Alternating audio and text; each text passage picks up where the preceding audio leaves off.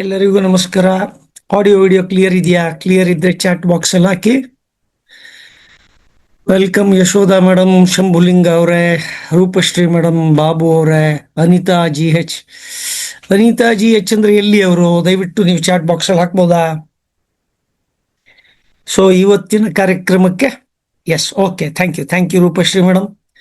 ನೀವು ಯಾವ ಊರಿನವರು ಅದನ್ನ ಚಾಟ್ ಬಾಕ್ಸ್ ಅಲ್ಲಿ ಹಾಕಿ. ಯಾವ ಬ್ರಾಂಚ್ ಅಂತ ಹಾಕಿದ್ರು ಅಡ್ಡಿ ಇಲ್ಲ, ಆಯ್ತಾ? ಡೆವಲಪ್ಮೆಂಟ್ ಆಫೀಸರ್ CLI ಇದ್ರೆ ಅವ್ರ ಹೆಸರು ಹಾಕಿ, ಸರಿನಾ? Good good good good. ಯಾರು ಯಾರೋ ಒಬ್ರು ಹಾಕಿದ್ದಾರೆ, ಏನಂತ ಮೆಸೇಜ್ ಹಾಕಿದ್ದಾರೆ? Okay sir, okay.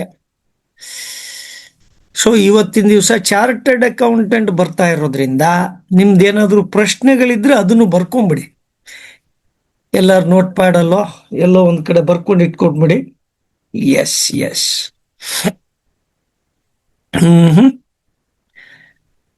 ಸೊ ಯಾವ ಥರದ ಪ್ರಶ್ನೆಗಳು ಕೇಳ್ತಾ ಇದ್ದಾರೆ ನಿಮ್ಮ ಕಸ್ಟಮರ್ಸು?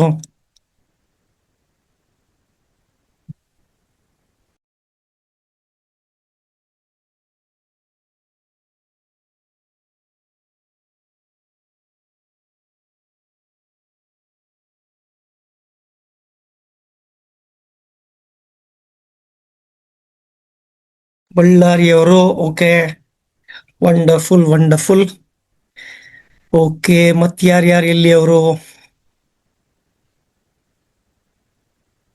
ಯಾರ್ಯಾರು ಬಂದಿದ್ದಾರೆ? DOHA Nagaraj, fine fine fine. Anita GH, okay. ಯಾರ್ಯಾರು? ನಿಮ್ಮ ಪರಿಚಯ ಮಾಡ್ಕೊಳ್ಳಿ, ಯಾವ ಊರು, ಏನ್ ಕತೆ? ಶ್ರೀಕಾಂತ್, ಎಸ್. ನಿಮ್ಮ ಹೆಸರು ಅಲ್ಲೇ ಬರುತ್ತಲ್ಲ ಸ್ವಾಮಿ, ನಿಮ್ಮ ಹೆಸರು ಬರುತ್ತೆ. ನಿಮ್ಮ ಊರು ಯಾವುದು? ಎಷ್ಟು ವರ್ಷದಿಂದ ಏಜೆಂಟು? ಅದನ್ನು ಪರಿಚಯ ಮಾಡ್ಕೊಳ್ಳೋದು. Ready, okay. Let me see. Gowrish sir ಬಂದಿದ್ರೆ okay, let me sir. Okay, Roopashree, Doddaiah, Sujakal LIC, okay. ಯಾರೆಲ್ಲ ಬಂದಿದ್ದೀರಿ? ಪರವಾಗಿಲ್ವೇ? ಇನ್ನೂ 6 ನಿಮಿಷ ಇದೆ, ಆಗ್ಲೇ ಬಂದ್ಬಿಟ್ಟಿದ್ದೀರಾ. Mamata madam, okay. Nagaraj sir ನಮಸ್ಕಾರ. ಯಾರೆಲ್ಲ ಬಂದಿದ್ದಾರೆ? Good evening, good evening, okay, good evening ಎಲ್ಲರಿಗೂ.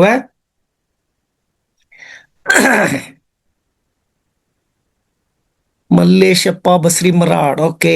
ರೆಗ್ಯುಲರ್ ಆಗಿ ಬರ್ತೀರಾ, ಧನ್ಯವಾದಗಳು. ಹುಬ್ಳಿ ಒಂದ್ Kalavati madam, okay. Last time ಬಂದ್ವಿದ್ರಿ ಅಂತ ಕಾಣಿಸುತ್ತೆ, Kalavati madam. Shambhulinga BB, Tumakuru, okay, thank you. Okay, ನೀವು ಈ ಪುಟ್ಟ ಹೆಜ್ಜೆ ದಿಟ್ಟ ನಡಿಗೆ ಅಲ್ಲದೆ ಬೇರೆ ಯಾವ ಕಾರ್ಯಕ್ರಮ ಪ್ರತಿ ವಾರ ಅಟೆಂಡ್ ಮಾಡ್ತೀರಿ? ಅಂದ್ರೆ ತಿಂಗಳಲ್ಲಿ 4 ಅಥವಾ 5 ಸಲ ಅಟೆಂಡ್ ಮಾಡೋದು. ಬೇರೆ ಯಾವ್ದಾರ ಕಾರ್ಯಕ್ರಮ ಹೆಸರಿದ್ರೆ ಅದನ್ನು ಹಾಕಿ ನೋಡೋಣ. ಆಮೇಲೆ ಈ ಕಾರ್ಯಕ್ರಮಕ್ಕೂ ಬೇರೆ ಕಾರ್ಯಕ್ರಮಕ್ಕೂ ಏನ್ ವ್ಯತ್ಯಾಸ ಕಾಣಿಸುತ್ತೆ? ಸುಮ್ಮನೆ ಮಾರ್ಕೆಟ್ ಇನ್ಫಾರ್ಮೇಶನ್ ತಿಳ್ಕೊಳ್ಳೋದಕ್ಕೋಸ್ಕರ ಕೇಳ್ತಾ ಇದ್ದೀನಿ. Amogha new team, yes sir. Satyahal sir ಏನ್ರಿ? ಶ್ರೀಧರ ಜಿ, ಶ್ರೀಕಾಂತ್ VR, ಎಲ್ಲರಿಗೂ. ನರಸಿಂಹರಾಜು ಅವರು, ಓಕೆ. ಮಮತಾ, ಎಲ್ಲರಿಗೂ ಸ್ವಾಗತ ಸುಸ್ವಾಗತ. ಐಫೋನ್ ನಿಮ್ಮ ಹೆಸರು ಬರೆದಿದ್ರೆ ಚೆನ್ನಾಗಿರೋದು. ರೂಪಶ್ರೀ ಮೇಡಮ್ ಆಯ್ತು, ಬಾಬು. ಅನಿತಾ GH ಆಯ್ತು, ಓಕೆ. ಅನಿತಾ ಅಂತಂದ್ರೆ ಚಿತ್ರದುರ್ಗ ಅವರ? ನೀವು ನಿಧಾನಕ್ಕೆ ಇದನ್ನ ಚಾಟ್ ಮಾಡೋದನ್ನ ಅಭ್ಯಾಸ ಮಾಡ್ಕೋಬೇಕು. ಯಾಕಂದ್ರೆ ಬರೋ ದಿನಗಳಲ್ಲಿ ಕಸ್ಟಮರ್ಗಳು ನಮ್ಗೆ ಆನ್ಲೈನಲ್ಲೇ ಮೀಟಿಂಗ್ ಮಾಡೋಣ ಅಂತ ಹೇಳಿದ್ರೆ ಅವರಿಗೆ ಲಿಂಕ್ ಕಳಿಸಿದೀನಿ ಇಲ್ವಾ? 1 minute. Got the link.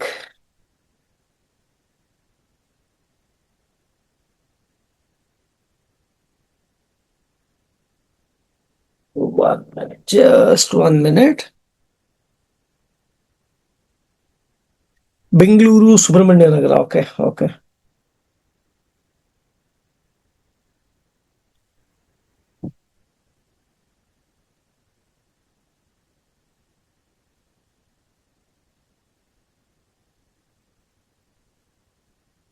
Gourish sir join ಆಗಿದ್ದೀರಾ ಕಾರ್ಯಕ್ರಮದಲ್ಲಿ?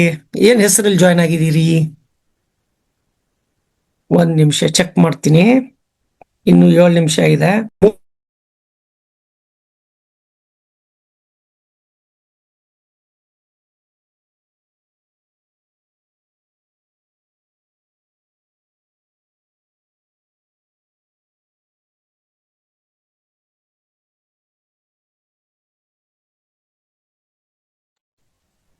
ಗೌರೀಶ್ ಸರ್, ನಿಮಗೆ ಪ್ಯಾನಲಿಸ್ಟ್ ಮಾಡಿದ್ದೀನಿ, ದಯವಿಟ್ಟು ಎಕ್ಸೆಪ್ಟ್ ಮಾಡ್ಕೊಳ್ಳಿ. ಓಕೆ, ಪ್ಯಾನಲಿಸ್ಟ್ ಆಗಿದ್ದೀರಿ. ನಿಮ್ಮ ಆಡಿಯೋ ವಿಡಿಯೋ ಚೆಕ್ ಮಾಡೋಣ. ನಿಮಗೆ ಕೋ ಹೋಸ್ಟ್ ಮಾಡಿದ್ದೀನಿ sir. Yes sir, audio is clear. Clear ಇದೆ ಅಲ್ಲ? ವಿಡಿಯೋ ಕಾಣಿಸ್ತಾ ಇಲ್ಲ.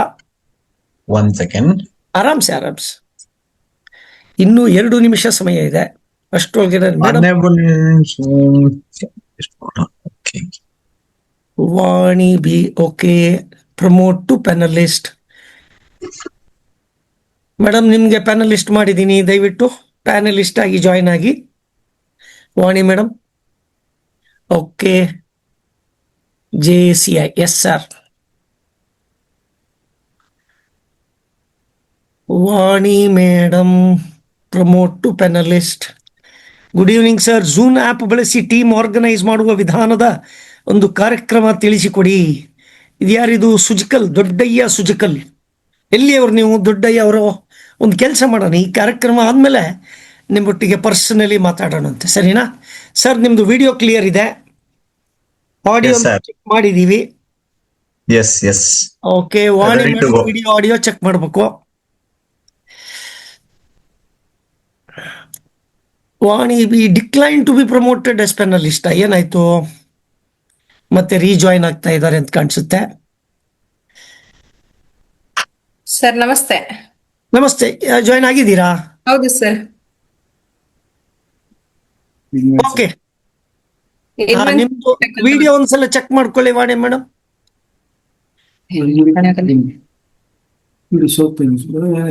ವಿಡಿಯೋ ಗೊತ್ತಿಲ್ಲಲ್ಲ. ಇರಿ, ಬರುತ್ತೆ ನಿಧಾನವಾಗಿ. ಮಳೆ ಬಂದಿದೆಯಲ್ಲ, ಅದಕ್ಕೋಸ್ಕರ ಜಾಮ್ ಆಗಿರ್ಬೇಕು.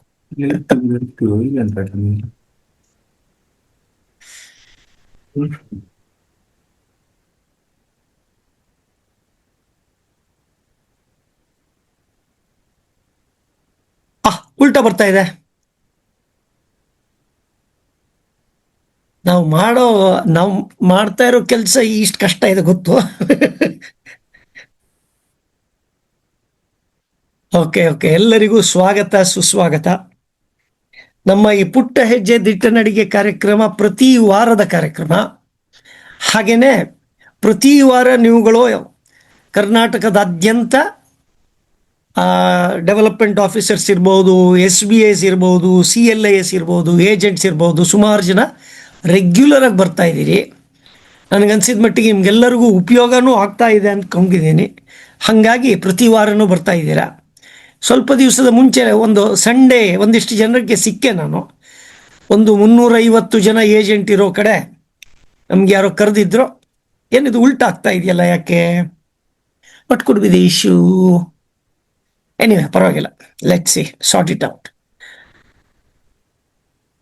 ಈಗ ಓಕೆ, ಸೊ ಹಾಗಾಗಿ ಈ ಕಾರ್ಯಕ್ರಮ ಪ್ರತಿ ವಾರ ಹೊಸ ಗೆಸ್ಟ್ಗಳು ಕರ್ಕೊಂಬಂದು ಯಾರ್ಯಾರು ಸಾಧಕರಿದ್ದಾರೆ, ಗುರು ಶಿಷ್ಯ, ಕರೆಕ್ಟ್ ಶಂಭುಲಿಂಗ ಅವರ ಗುರು ಶಿಷ್ಯ ಎಲ್ಲರೂ ಈಗ ಎಲ್ಲ ಶಿಷ್ಯರು ಗುರು ಅನ್ನುವ ಸಂದರ್ಭದಲ್ಲಿ ಒಂದು ಕಡೆ ಗುರು ಶಿಷ್ಯ ಪರಂಪರೆ ಇನ್ನೂ ಬೆಳ್ಕೊಂಡು ಬಂದಿದೆ. ಅಲ್ಲಿ ನಾವು ಒಂದು ಕಾರ್ಯಕ್ರಮ ಮಾಡಿದ್ವು. ಅದಕ್ಕೆ ಕೆಲವರೆಲ್ಲ ಬಂದಿದ್ದರು, ಅವರು ಸಹಿತ ಇವತ್ತಿನ ಕಾರ್ಯಕ್ರಮಕ್ಕೆ ಜಾಯ್ನ್ ಆಗಿದ್ದಾರೆ ಅಂತ ಅಂದ್ಕೊಂಡಿದ್ದೀನಿ. ಹಾಗೆ ಅನ್ನಂಗೆ ಗುರು ಶಿಷ್ಯ ಕಾರ್ಯಕ್ರಮಕ್ಕೆ ಬಂದವರೆಲ್ಲ ಯಾರ್ಯಾರು ಇಲ್ಲಿ ಬಂದಿದ್ದೀರಾ, ಮೀ ಅಂತ ಟೈಪ್ ಮಾಡಿ, ಅಥವಾ ಮೀ, ನಾನು ಅಂತ ಟೈಪ್ ಮಾಡಿ. ಯಾರ್ಯಾರೆಲ್ಲ ಹೋದ್ವಾರ, ವೇದ ಮೇಡಮ್ ಬಂದಿದ್ದಾರೆ, ಕರೆಕ್ಟು. ನೀವು ಪ್ರತಿ ವಾರ ನಾವು ಎಲ್ಲಿದ್ರೂ ಬರ್ತೀರಲ್ರಿ ಮೇಡಮ್. ಅವ್ರು 3:30 ಎದ್ದು ಬಂದವರು. ಶಿವಣ್ಣ ಬಂದಿದ್ದಾರೆ, ಪೋದ್ದಾರ್ ಬಂದಿದ್ದಾರೆ, ವೆರಿ ಗುಡ್. ಶ್ರೀಕಾಂತ್ ಬಂದಿದ್ದಾರೆ, ವೆರಿ ಗುಡ್. ಓಕೆ, ಸೊ ಇವತ್ತಿನ ಕಾರ್ಯಕ್ರಮಕ್ಕೆ ನಾವು ಗೌರೀಶ್ ಸರ್ನ್ನು ಇನ್ವೈಟ್ ಮಾಡಿದ್ದೀವಿ, ಆಯಿತಾ? ಅಂದಂಗೆ ಗೌರೀಶ್ ಸರ್ಗೆ ಹೇಳಬೇಕು ಅಂತಂದರೆ, ಸರ್ ಇವತ್ತಿನ ಕಾರ್ಯಕ್ರಮದಲ್ಲಿ ಇರುವಂತಹ ಎಲ್ಲ ಏಜೆಂಟ್ಸ್ ಆಗಲಿ, ಇವರು ಕರ್ನಾಟಕದಾದ್ಯಂತ ಇರೋರು. ಕರ್ನಾಟಕದಲ್ಲಿ ಐ ಥಿಂಕ್ 7 ಡಿವಿಷನ್ಸ್ ಇದೆಯಾ ಅಂತ. ಒಟ್ಟಾರೆ ನನಗನ್ಸಿದ ಮಟ್ಟಿಗೆ ಎಷ್ಟು ಆಲ್ಮೋಸ್ಟ್ 81,000 ಏಜೆಂಟ್ ಇದ್ದಾರೆ. ಅದರಲ್ಲಿ ನಮ್ಮ ಕಾರ್ಯಕ್ರಮದಲ್ಲಿ ಸುಮಾರಷ್ಟು ಜನ ರೆಗ್ಯುಲರ್ ಆಗಿ ಬರ್ತಾ ಇದ್ದಾರೆ. ಹಾಗಾಗಿ ಪ್ರತಿ ವಾರ ಯಾರ್ಯಾರು ಸಾಧಕರಿದ್ದಾರೆ ಆ ಸಾಧಕರು ತಮ್ಮ ಒಂದು ಅನುಭವವನ್ನು ಹಂಚ್ಕೋತಾರೆ. ಹಾಗಾಗಿ ಅದಕ್ಕೋಸ್ಕರ ಕಾರ್ಯಕ್ರಮಕ್ಕೆ ಬಂದು ಅವರು ಪ್ರತಿ ವಾರ ಅಪ್ಲೈ ಮಾಡಿ ತಮ್ಮ ಬಿಸ್ನೆಸ್ಸನ್ನು ಎಕ್ಸ್ಪಾಂಡ್ ಮಾಡ್ತಾ ಇದ್ದಾರೆ ಅಂತ ತಿಳ್ಕೊಂಡಿದ್ದೀನಿ. ಇವತ್ತಿನ ಕಾರ್ಯಕ್ರಮಕ್ಕೆ ವಾಣಿ ಮೇಡಮ್ಮು, ನಮ್ಮ ಭೀಮಾ ಸಖಿಯವರು, ಶಿವಮೊಗ್ಗದವರು, ವೆರಿ ಸಕ್ಸಸ್ಫುಲ್ ಭೀಮಾ ಸಖಿಯವರು, ಅವರು ಒಂದು ಕಾರ್ಯಕ್ರಮ ನಡೆಸ್ಕೊಟ್ಟಿದ್ದಾರೆ. ವಾಣಿ ಮೇಡಮ್, ನೀವು ಗೌರೀಶ್ ಸರ್ನ ಇಂಟ್ರೊಡ್ಯೂಸ್ ಮಾಡಿಕೊಡ್ಬೋದಾ? ನಿಮ್ಮ ವಿಡಿಯೋ ಸೆಟ್ ಆದರೆ ಸರಿ, ನೋಡೋಣ, ಒಂದ್ಸಲ ವಿಡಿಯೋ ಆನ್ ಮಾಡಿ ನೋಡೋಣ. ಸರ್ ರೀಜಾಯ್ನ್ ಆಗ್ತೀನಿ. ಹಾಂ, ತೊಂದರೆ ಇಲ್ಲ. ಅಲ್ಲಿ ಓಕೆ ನೋಡಿ, ಎಲ್ಲ ಏನೇನು ಟೆಕ್ನಾಲಜಿ ಏನೆಲ್ಲ ತೊಂದರೆ ಕೊಡುತ್ತೆ ಅಂತ ಗೊತ್ತಾಗುತ್ತೆ. ಮೇಡಮ್ ರೀಜಾಯ್ನ್ ಆಗ್ತಾ ಇದ್ದಾರೆ, ಒಂದೇ ನಿಮಿಷ. In the mean time exit ಆದ್ರ ಇದರ ಗೊತ್ತಾಗಿಲ್ಲ. ಎನಿವೆ ಟೆಕ್ನಿಕಲ್ ಸ್ನ್ಯಾಗ್ ಅನ್ನೋದು ಬಹಳ ಸರ್ವೇ ಸಾಮಾನ್ಯ ಅಲ್ವಾ? ತೊಂದರೆ ಇಲ್ಲ. ಹಾಂ, ಸೊ ಒಂದೆರಡು ನಿಮಿಷ ಪಾರ್ಟಿಸಿಪೆಂಟ್ ಹತ್ರ ಮಾತಾಡ್ಬಿಟ್ಟು ಗೌರೀಶ್ ಸರ್ ಒಂದು ಸ್ವಲ್ಪ ವೆಯ್ಟ್ ಮಾಡೋಣ ಅಂತೆ, 1-2 ನಿಮಿಷ. ಮೇಡಮ್ ಜಾಯ್ನ್ ಆಗಲಿ. ವಾಣಿ ಮೇಡಮ್ ಮತ್ತೆ ಜಾಯ್ನ್ ಆದ್ರ. Promote to panelist, rejoining webinar as a panelist. Okay.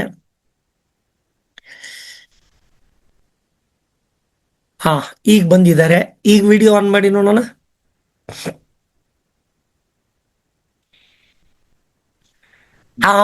Perfect. So life is simple. ಒಂದ್ಸಲ ಕೆಲಸ ಮಾಡಲಿಲ್ಲ, ಕಸ್ಟಮರ್ ನೋ ಅಂದ್ಕೂಲ್ ನಾವೇನು ಮಾಡೋದು? ಸರಿ, ಬಂದ ದಾರಿಗೆ ಸುಂಕವಿಲ್ಲ, ಮತ್ತೆ ಹೋಗೋದು, ಮತ್ತೆ ಶುರು ಮಾಡ್ಕೊಳ್ಳೋದು. ಹಾಗೇನೆ ಮೇಡಮ್ ಇವತ್ತು ರೀಜಾಯ್ನ್ ಆಗಿದ್ದಾರೆ. ನನಗೆ ಈ ಕಾರ್ಯಕ್ರಮಕ್ಕೆ ಗೌರೀಶ್ ಸರ್ನ ಪರಿಚಯ ಮಾಡಿಕೊಟ್ಟವರು ವಾಣಿ ಮೇಡಮು. ವಾಣಿ ಮೇಡಮ್ ನಿಮಗೆಲ್ಲ ಪರಿಚಯ ಇದೆ. ಇವರು ಶಿವಮೊಗ್ಗದ ಭೀಮಾ ಸಖಿ, ವೆರಿ ಸಕ್ಸಸ್ಫುಲ್ ಭೀಮಾ ಸಖಿ ಅವರು. ವಾಣಿ ಮೇಡಮ್, ನೀವು ದಯವಿಟ್ಟು ಗೌರೀಶ್ ಸರ್ ಅನ್ನ ಇಂಟ್ರೊಡ್ಯೂಸ್ ಮಾಡ್ಕೊಡ್ಬೋದಾ? ಕ್ಲಿಯರ್ ಇದೆ, ನೋ ಪ್ರಾಬ್ಲಮ್.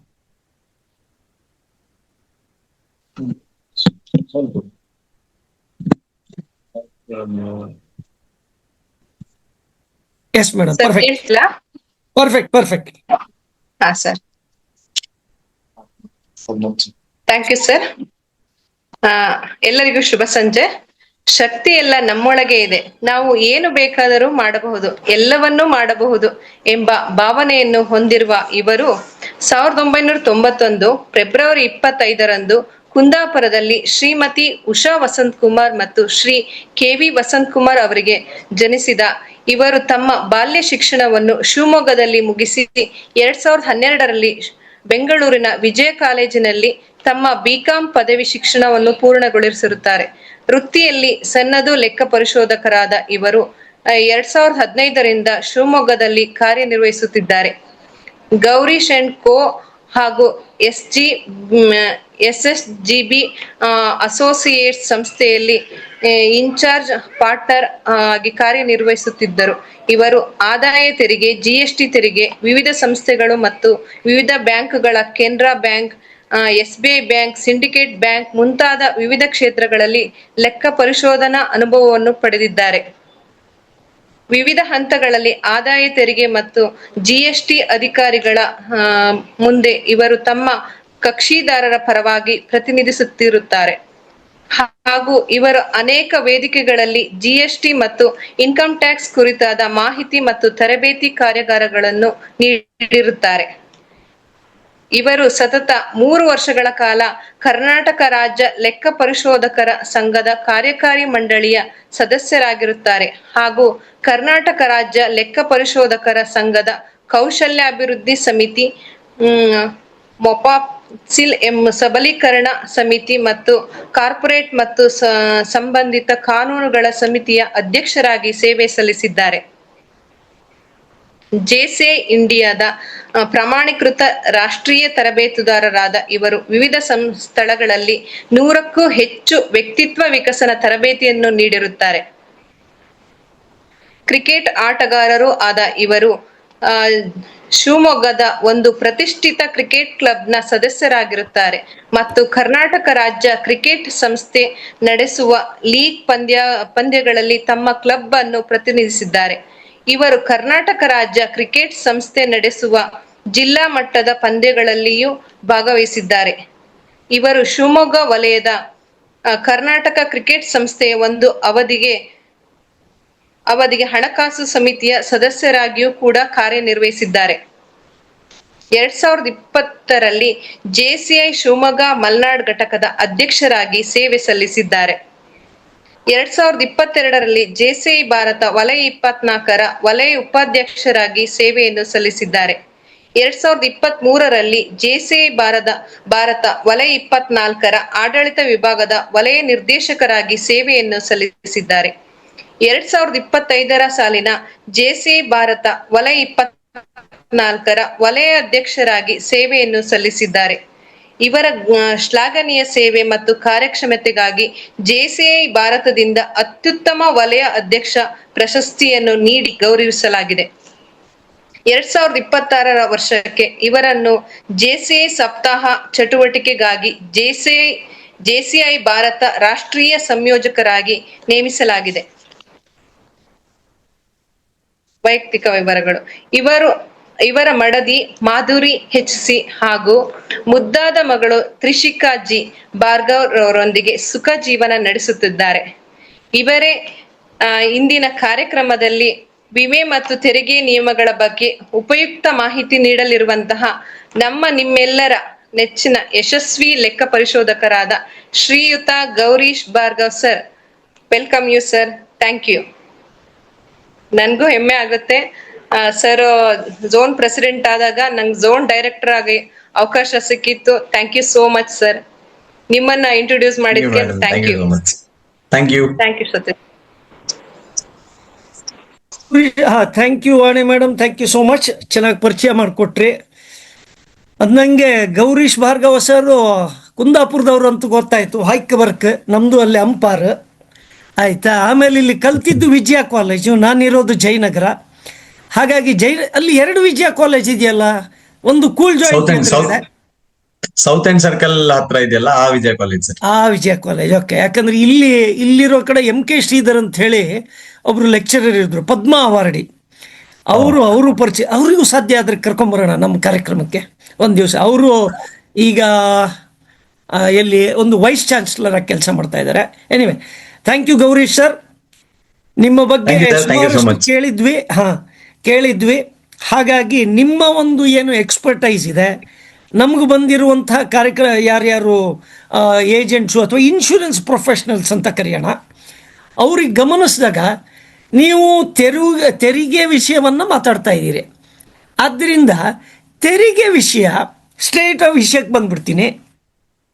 ತೆರಿಗೆ ವಿಷಯ ಇನ್ಶೂರೆನ್ಸ್ ಏಜೆಂಟಿಗೆ ಯಾಕೆ ತಲೆ ಕೆಡಿಸ್ಕೋಬೇಕು? ಬರೀ ಇನ್ಶೂರೆನ್ಸ್ ಮಾತ್ರ ಮಾರಿದ್ರೆ ಸಾಕ? ಅಥವಾ ತೆರಿಗೆ ವಿಷಯವನ್ನು ಯಾವ ಕಾರಣಕ್ಕಾಗಿ ತಲೆ ಕೆಡಿಸ್ಕೋಬೇಕು? ಅಥವಾ ಅದು ಮಾಡೋದ್ರಿಂದ ಏನಾದರೂ ಉಪಯೋಗ ಇದೆಯಾ? ಇದಕ್ಕೆ ನೀವು ಒಂದು ಸ್ವಲ್ಪ ಬೆಳಕು ಚೆಲ್ಲಿದ್ರೆ ಚೆನ್ನಾಗಿರೋದು. Yes sir. ಮೊದಲನೇದಾಗಿ ಸತೀಶ್ ಸರ್, ನಿಮ್ಗೆ ಕೃತಜ್ಞತೆಗಳು ನನ್ನನ್ನ ಈ ವೇದಿಕೆಗೆ ಪರಿಚಯ ಮಾಡಿಕೊಟ್ಟಿದ್ದಕ್ಕಾಗಿ.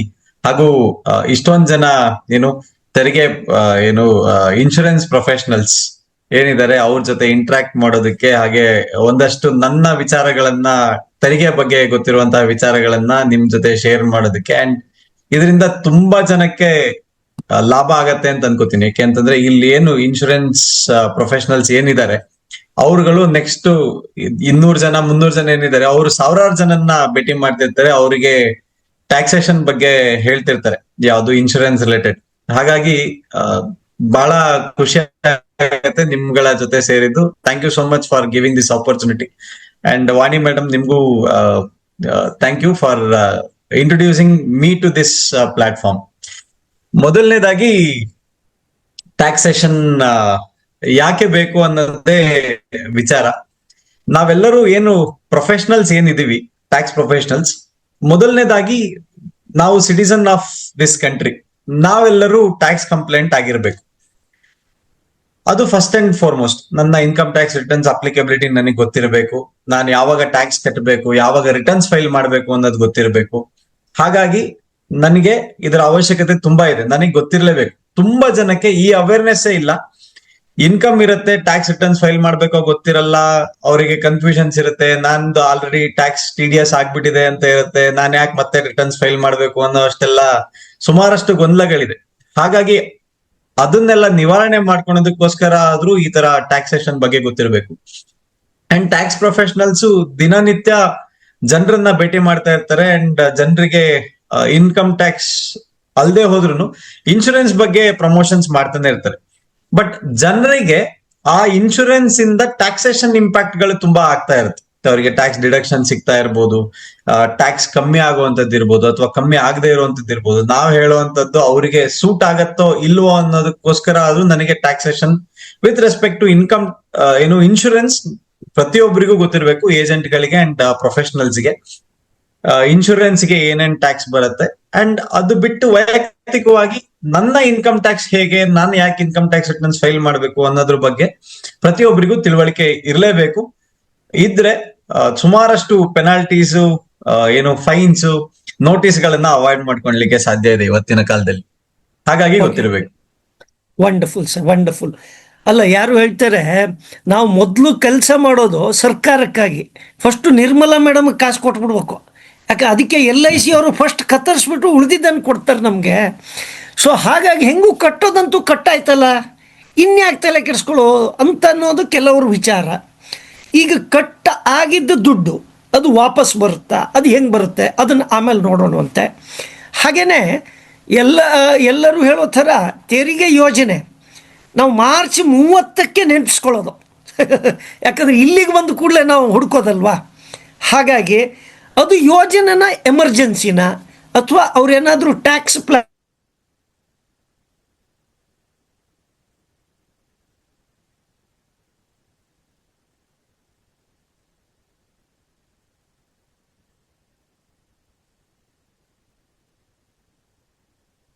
ವಾಣಿ ಮೇಡಮ್ ಸರ್ ಸರ್ದು ನೆಟ್ವರ್ಕ್ ಹೋಯ್ತಾ ಅಂತ. ಹಾ ಸರ್, ಸತೀಶ್ ಸರ್, ಸರ್ ನೀವು ಮಾತಾಡಿ.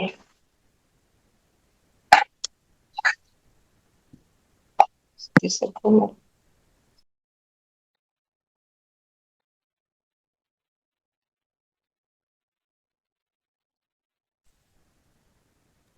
ಭಾರ್ಗವ್ ಅವ್ರು ನೀವು ಮಾತಾಡಿ. ಓಕೆ, ಒಂದ್ಸತಿ ಚೆಕ್ ಮಾಡ್ತೀರಾ? ಹಾ ಸರ್.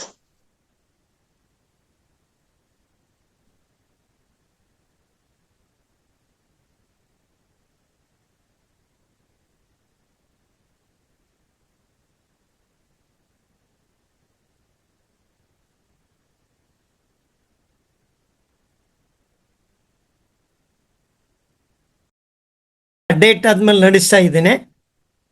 ಕೇಳಿಸ್ತಾ ಇದೆಯಾ? Am I clear? Sir. Okay okay, very good very good. So ಇನ್ನೇನಾದರೂ ತೊಂದರೆ ಆದರೆ ಯು ಕ್ಯಾನ್ ಕಂಟಿನ್ಯೂ ವಿತ್, ಯಾಕಂದರೆ ಡಿಜಿಟಲ್ ತೊಂದರೆಗಳು ನಾವು ಭಾರತದಲ್ಲಿ ಡೇಟಾ ಸೆಂಟರ್ಸ್ ಎಲ್ಲ ಮಾಡೋಕ್ಕೆ ಹೊರಟಿದ್ದೀವಿ. ಆದರೆ ಎನರ್ಜಿ, ಅದು ಡೇಟಾ ಸೆಂಟ್ರಿಗೆ ಬೇಕಾದಷ್ಟು ಎನರ್ಜಿಗೆ ಏನು ಮಾಡ್ತಾ ಇದ್ದೀವಿ ಅಂತ ಗೊತ್ತಿಲ್ಲ. Anyway, over to you sir. ಏನು ಪ್ರಶ್ನೆ ಕೇಳದೆ ಮರ್ತೋಗಿತ್ತು. Okay, please continue sir. ನೀವು ಕ್ವಶನ್ ಕೇಳ್ತಾ ಇದ್ರಿ, ಅಷ್ಟೊತ್ತಿಗೆ ಡಿಸ್ಕನೆಕ್ಟ್ ಆಗ್ಬಿಡ್ತು. ಓಕೆ, ನಾನು ಪ್ರಶ್ನೆ ನಾವು ಮೊಟ್ಟ ಮೊದಲನೇದಾಗಿ ಗವರ್ಮೆಂಟಿಗೆ ಕೆಲಸ ಮಾಡೋದು, ಟ್ಯಾಕ್ಸ್ ಕಟ್ಟಾದ್ಮೇಲೆ ಉಳಿದಿದ್ದು ದುಡ್ಡಲ್ಲಿ ಕೆಲಸ ಮಾಡೋದು. ಹಾಗಾಗಿ ಟ್ಯಾಕ್ಸ್ ಯಾವ ಯಾವ ರೀತಿಯಲ್ಲಿ ನಾವು ಕಟ್ತೀವಿ, ಆ ಟ್ಯಾಕ್ಸನ್ನು ಉಳಿಸ್ಲಿಕ್ಕೆ ಏನಾದರೂ ಮೆಥಡ್ ಇದೆಯಾ, ಅದ್ರ ಬಗ್ಗೆ ಒಂದು ಸ್ವಲ್ಪ ಇನ್ಫಾರ್ಮೇಶನ್ ಕೊಟ್ಟರೆ ಚೆನ್ನಾಗಿರೋದು. ಓಕೆ, ಮೊದಲನೇ ಪಾಯಿಂಟ್ ನೀವು ಹೇಳಿದ್ದು ಖಂಡಿತ ಸರಿ. ನಾವೆಲ್ಲರೂ ದುಡಿತಾ ಇರೋದ್ರಲ್ಲಿ ಒಂದು ಪಾರ್ಟ್ ಅನ್ನ ಮೊದಲನೇ ಕಂತಲ್ಲೇ ಗವರ್ಮೆಂಟ್ಗೆ ಕೊಡ್ಲೇಬೇಕು, ತೆಗೆದಿಡ್ಲೇಬೇಕು. ಅದು ಪ್ರತಿಯೊಬ್ಬ ನಾಗರಿಕರ ಕರ್ತವ್ಯ. ಯಾರ್ಯಾರಿಗೆ ಟ್ಯಾಕ್ಸಬಲ್ ಲಿಮಿಟ್ಸ್ ಕ್ರಾಸ್ ಆಗತ್ತೆ ಅವ್ರು ಮಾಡ್ಲೇಬೇಕಾಗಿರುವಂಥದ್ದು. ಟ್ಯಾಕ್ಸಬಲ್ ಲಿಮಿಟ್ಗೆ ಬಂದಾಗ ಸಾಮಾನ್ಯವಾಗಿ ಎಲ್ರೂ ಯೋಚನೆಯಲ್ಲಿ 12 ಲಕ್ಷ ತನಕ ಇನ್ಕಮ್ ಟ್ಯಾಕ್ಸ್ ಇಲ್ಲ ಅನ್ನೋದು ಈಗ ಮಾತಲ್ಲಿ ಬಂದ್ಬಿಟ್ಟಿದೆ, ರೂಢಿಯಲ್ಲಿ ಬಂದ್ಬಿಟ್ಟಿದೆ.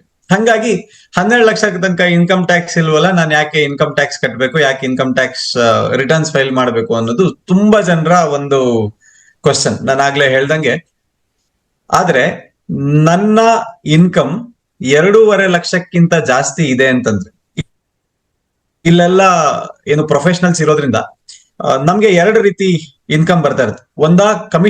ಕಮಿಷನ್ ರೂಪದಲ್ಲಿ ಇನ್ಶೂರೆನ್ಸ್ ಕಂಪನಿಗಳು ಕೊಡ್ತಾ ಇರತ್ತೆ, ಇಲ್ಲ ಸ್ಯಾಲರಿ ರೂಪದಲ್ಲಿ ನಮ್ಗೆ ಸ್ಯಾಲರಿ ಬರ್ತಾ ಇರತ್ತೆ. ಇವ್ರು ಎಲ್ಲರೂ Correct. ನಮ್ಮ ಇನ್ಕಮ್ ಆದಾಯ 2.5 ಲಕ್ಷಕ್ಕಿಂತ ಕ್ರಾಸ್ ಆದ ತಕ್ಷಣ ಈಗ 2 ರಿಜಿಮ್ ಬಂದಿದೆ. ಒಂದು ಓಲ್ಡ್ ರಿಜಿಮ್, ಇನ್ನೊಂದು ನ್ಯೂ ರಿಜಿಮ್ ಅಂತ. ಓಲ್ಡ್ ರಿಜಿಮ್ ಯಾರು ಆಪ್ಟ್ ಮಾಡ್ತಾರೆ, ಅವರು 2.5 ಲಕ್ಷ ಇನ್ಕಮ್ ದಾಟಿದ ತಕ್ಷಣ ಇನ್ಕಮ್ ಟ್ಯಾಕ್ಸ್ ರಿಟರ್ನ್ಸ್ ಫೈಲ್ ಮಾಡ್ಲೇಬೇಕು. ಟ್ಯಾಕ್ಸ್ ಬರುತ್ತೋ ಬರಲ್ವೋ ಅದು 2ನೇ ಪಾರ್ಟ್. ಅವರಿಗೆ ರಿಬೇಟ್ ಸಿಗತ್ತೆ, ಟ್ಯಾಕ್ಸ್ ಬರದೇ ಇರಬಹುದು. ನ್ಯೂ ಸ್ಕೀಮ್ ಅಲ್ಲಿ, ನ್ಯೂ ರಿಜಿಮ್ ಅಲ್ಲಿ ಯಾರು ಇನ್ಕಮ್ ಟ್ಯಾಕ್ಸ್ ರಿಟರ್ನ್ಸ್ ಫೈಲ್ ಮಾಡ್ತಾರೆ, ಅವರು 4 ಲಕ್ಷಕ್ಕಿಂತ ಹೆಚ್ಚಿಗೆ ಅವರ ಆದಾಯ ಬಂದ ತಕ್ಷಣ ಅವರು ಇನ್ಕಮ್ ಟ್ಯಾಕ್ಸ್ ರಿಟರ್ನ್ಸ್ ವರ್ಷಕ್ಕೆ ಬಂದ ತಕ್ಷಣ ಇನ್ಕಮ್ ಟ್ಯಾಕ್ಸ್ ರಿಟರ್ನ್ಸ್ ಫೈಲ್ ಮಾಡ್ಲೇಬೇಕಾಗಿರುವಂತದ್ದು. 12 ಲಕ್ಷ ತನಕ ಟ್ಯಾಕ್ಸ್ ಬರಲ್ಲ. 12 ಲಕ್ಷ ಕ್ರಾಸ್ ಆದ್ರೆ ಈ ರಿಬೇಟ್ ಅಂತ ನಾವೇನ್ ಹೇಳಿದೆ, 60,000 ರೂಪಾಯಿ ರಿಬೇಟ್ ಸಿಗುತ್ತೆ. 12 ಲಕ್ಷ ಕ್ರಾಸ್ ಆದ್ರೆ 60,000 ರಿಬೇಟ್ ಸಿಗಲ್ಲ. 12 ಲಕ್ಷ ಕ್ರಾಸ್ ಆದ ತಕ್ಷಣ 4 ಲಕ್ಷ ಏನು ಸ್ಟಾರ್ಟಿಂಗ್ ಲಿಮಿಟ್ ಇತ್ತು ಅಲ್ಲಿಂದನೇ ಅವರು ಇನ್ಕಮ್ ಟ್ಯಾಕ್ಸ್ ಕಟ್ಬೇಕಾಗತ್ತೆ. 12 ಲಕ್ಷ ಇನ್ಕಮ್ ಕ್ರಾಸ್ ಆಗಿದೆ, 12 ಲಕ್ಷದ ಒಳಗಡೆ ಇದ್ರೆ ಕಂಪ್ಲೀಟ್ ರಿಬೇಟ್ ಸಿಗುತ್ತೆ, ಟ್ಯಾಕ್ಸ್ ಬರಲ್ಲ. But income tax returns file ಮಾಡ್ಲೇಬೇಕು ಪ್ರತಿಯೊಬ್ರು. ಇದು ಒಂದು ತರದ ತೆರಿಗೆ. 2ನೇ ತರದ ತೆರಿಗೆ GST.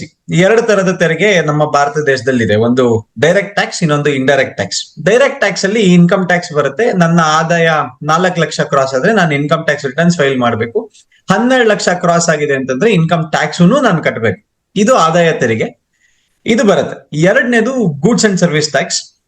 ಸ್ಯಾಲ್ರಿ ಎಂಪ್ಲಾಯೀಸ್ಗೆ ಈ ಪ್ರಾಬ್ಲಮ್ ಬರಲ್ಲ, GST ಅಪ್ಲೈ ಆಗಲ್ಲ, ಅವ್ರು ಕಟ್ಟದ್ ಬೇಕಾಗಿಲ್ಲ. ಬಟ್ ಕಮಿಷನ್ ಏಜೆಂಟ್ಸ್ ಇದ್ರೆ ಅವರ ಕಮಿಷನ್ಗೆ GST ಬರಲ್ಲ. GST ಅಪ್ಲೈ ಆಗತ್ತೆ, ಬಟ್ ಇನ್ಶೂರೆನ್ಸ್ ಕಂಪನಿನೇ ಅವರು GST ಕಟ್ಟಬೇಕು ಅನ್ನೋದು ರೂಲ್ ಇರುವಂತದ್ದು. ಹಾಗಾಗಿ ಏಜೆಂಟ್ ಗಳಿಗೆ GST ಕಟ್ಟೋದಕ್ ಬರಲ್ಲ. ಬಟ್ ಬೇರೆ ಯಾವ್ದಾದ್ರು ಇನ್ಕಮ್, ಕಮಿಷನ್ ಜೊತೆಗೆ ಬೇರೆ ಇನ್ಯಾವ್ದಾದ್ರು ಇನ್ಕಮ್, ಸ್ಯಾಲ್ರಿ ಇದ್ರೆ ಈ ಸಮಸ್ಯೆ ಇಲ್ಲ. ಸ್ಯಾಲ್ರಿ ಇದ್ರೆ 20 ಲಕ್ಷ ತನಕ ಬೇರೆ ಇನ್ಕಮ್, ಇನ್ಯಾವ್ದಾದ್ರು ಇನ್ಕಮ್ 20 ಲಕ್ಷ ಕ್ರಾಸ್ ಆಗಿದ್ರೆ ಮಾತ್ರ GST ಅಪ್ಲೈ ಆಗತ್ತೆ. ಕಮಿಷನ್ ಬರ್ತಾ ಇದ್ರೆ ಕಮಿಷನ್ಗೆ GST ಬರಲ್ಲ. ಬಟ್ 20 ಲಕ್ಷ ಅವರ ಬೇರೆ ಇನ್ಕಮ್, ರೆಂಟ್ ಇರ್ಬೋದು, ಈ ತರದ್ ಏನಾದ್ರು ಇಂಟ್ರೆಸ್ಟ್ ಬಿಟ್ಟು, ಬ್ಯಾಂಕ್ ಅಲ್ಲಿ FD ಇಟ್ರೆ SB ಅಕೌಂಟಿಗೆ ಬರೋ ಇಂಟ್ರೆಸ್ಟ್ ಗಳನ್ನ ಬಿಟ್ಟು ಬೇರೆ ಇನ್ಯಾವ್ದಾದ್ರು ಇನ್ಕಮ್ ಬರ್ತಾ ಇದ್ರೆ, ರೆಂಟು, ಇಲ್ಲ ಯಾವ್ದಾದ್ರು ಟ್ರೇಡಿಂಗ್ ಮಾಡ್ತಾ ಇದ್ರೆ, ಸಣ್ಣದ ಪಕ್ಕದಲ್ಲಿ ಅಂಗಡಿ ಇಟ್ಕೊಂಡಿದ್ದು ಟ್ರೇಡಿಂಗ್ ಮಾಡ್ತಿದ್ರೆ, ಈ ತರದ್ ಏನೇ ಮಾಡ್ತಾ ಇದ್ರು GSTನೂ ಅಪ್ಲೈ ಆಗತ್ತೆ. ಅವ್ರ GSTನೂ ರಿಜಿಸ್ಟ್ರೇಷನ್ ತಗೊಂಡು GST ಮಾಡ್ಕೋಬೇಕಾಗತ್ತೆ. ಇದು ಇರುವಂತಹ ಪ್ರೊಸೀಜರ್. ಈ ತರ 2 ಟ್ಯಾಕ್ಸ್ ಸಿಸ್ಟಮ್ಸ್ ಇದೆ. ಮಿಷನ್ ಇನ್ಕಮ್ ಬರ್ತಾ ಇರೋರಿಗೆ ಟ್ಯಾಕ್ಸ್ ಪ್ಲಾನಿಂಗ್ ಸುಮಾರಷ್ಟು ಅವರು ಈಗ ಏನು ಕಮಿಷನ್ ಏನಕ್ಕೆ ಬರ್ತಾ ಇರತ್ತೆ ಅಂತಂದ್ರೆ, ಅವರು ಬೇರೆ ಯಾರೋ ಕಸ್ಟಮರ್ಸ್ ಹತ್ರ ಹೋಗ್ತಿರ್ತಾರೆ, ಇನ್ಶೂರೆನ್ಸ್ ಪಾಲಿಸೀಸ್ ನ ಮಾಡಿಸ್ತಿರ್ತಾರೆ, ಅವರು ಸುತ್ತಾಡ್ತಾ ಇರ್ತಾರೆ, ಪ್ರಿಂಟಿಂಗ್ ಅಂಡ್ ಸ್ಟೇಷನರಿ ಎಕ್ಸ್ಪೆನ್ಸಸ್ ಇರುತ್ತೆ, ಈ ತರದೆಲ್ಲ ಸುಮಾರಷ್ಟು ಖರ್ಚುಗಳು ಬರ್ತಾ ಇರತ್ತೆ. ಆ ಖರ್ಚುಗಳನ್ನೆಲ್ಲ ಲೆಕ್ಕ ಇಟ್ಕೊಂಡ್ರೆ ಟ್ಯಾಕ್ಸ್, ಇನ್ಕಮ್ ಟ್ಯಾಕ್ಸ್ ಕಟ್ಟಬೇಕಾದ್ರೆ ಇದನ್ನೆಲ್ಲ ಎಕ್ಸ್ಪೆನ್ಸಸ್ ಅಂತ ಕ್ಲೈಮ್ ಮಾಡಿ ಟ್ಯಾಕ್ಸ್ ಉಳಿಸೋದಕ್ಕೆ ಒಂದಷ್ಟು ಪ್ರಾವಿಷನ್ಸ್ ಇದೆ. ಅದನ್ನು ಕೂಡ ಅವರು ಕ್ಲೈಮ್ ಮಾಡಬಹುದು. 2 ತರದ ಸಿಸ್ಟಮ್ ಇದೆ, ಏನು new tax regime and old tax regime. New tax regime ಅಲ್ಲಿ ಯಾವುದೇ ತರದ ಡಿಡಕ್ಷನ್ಸ್ ಸಿಗಲ್ಲ. ಸ್ಯಾಲ್ರಿ ಎಂಪ್ಲಾಯೀಸ್ ಇದ್ರೆ 75,000 ರೂಪಾಯಿ ಸ್ಯಾಲ್ರಿಗೆ ಡಿಡಕ್ಷನ್ ಒಂದು ಸಿಗತ್ತೆ. ಬಿಟ್ರೆ ಬೇರೆ ಯಾವ್ದಂತಹ ಡಿಡಕ್ಷನ್ಸ್, ಈ ಇನ್ಶೂರೆನ್ಸ್ ಪಾಲಿಸೀಸ್ ಈ ತರದ್ ಯಾವ್ದು ಸಿಗೋದಿಲ್ಲ. ಓಲ್ಡ್ ಸ್ಕೀಮ್ ಅಲ್ಲಿ ಆದ್ರೆ ಈ ಡಿಡಕ್ಷನ್ಸ್ ಎಲ್ಲ ನಾವು ಸ್ಯಾಲ್ರಿ ಇರ್ಬೋದು, ಹೌಸ್ ಕನ್ಸ್ಟ್ರಕ್ಷನ್ ಮಾಡಿದ್ರೆ ಅದ್ರದ್ದು ಲೋನ್ ಇದ್ರೆ ಇಂಟ್ರೆಸ್ಟ್, ಪ್ರಿನ್ಸಿಪಲ್ ಅಮೌಂಟ್ ನ ತಗೊಳೋದಿರ್ಬೋದು, ಮಕ್ಕಳು ಟ್ಯೂಷನ್ ಫೀಸ್ ನ ಡಿಡಕ್ಷನ್ ತಗೊಳ್ಳೋಂಥದ್ದು ಇರ್ಬೋದು. ಹೀಗೆ ಸುಮಾರಷ್ಟು ಡಿಡಕ್ಷನ್ಸ್ ನ ಕ್ಲೈಮ್ ಮಾಡಬಹುದು. ಇದೆಲ್ಲ ಟ್ಯಾಕ್ಸ್ ಉಳಿಸ್ಲಿಕ್ಕೆ ಸಾಧ್ಯ. ಓಕೆ.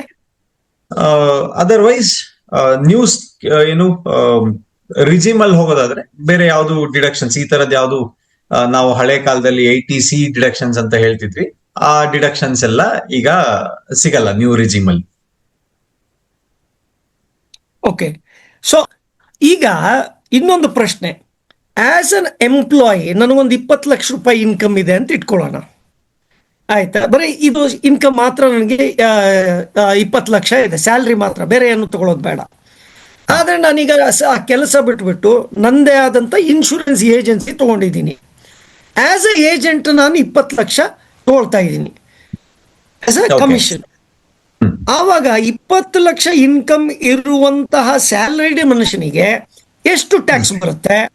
ಹಾಗೇನೆ ಏಜೆಂಟು 20 ಲಕ್ಷ ಇನ್ಕಮ್ ಇದ್ರೆ ಟ್ಯಾಕ್ಸ್ ಎಷ್ಟು ಬರುತ್ತೆ? ಅದನ್ನೊಂದು ಸ್ವಲ್ಪ ವಿಷಯ ಹೇಳ್ಬೋದಾ?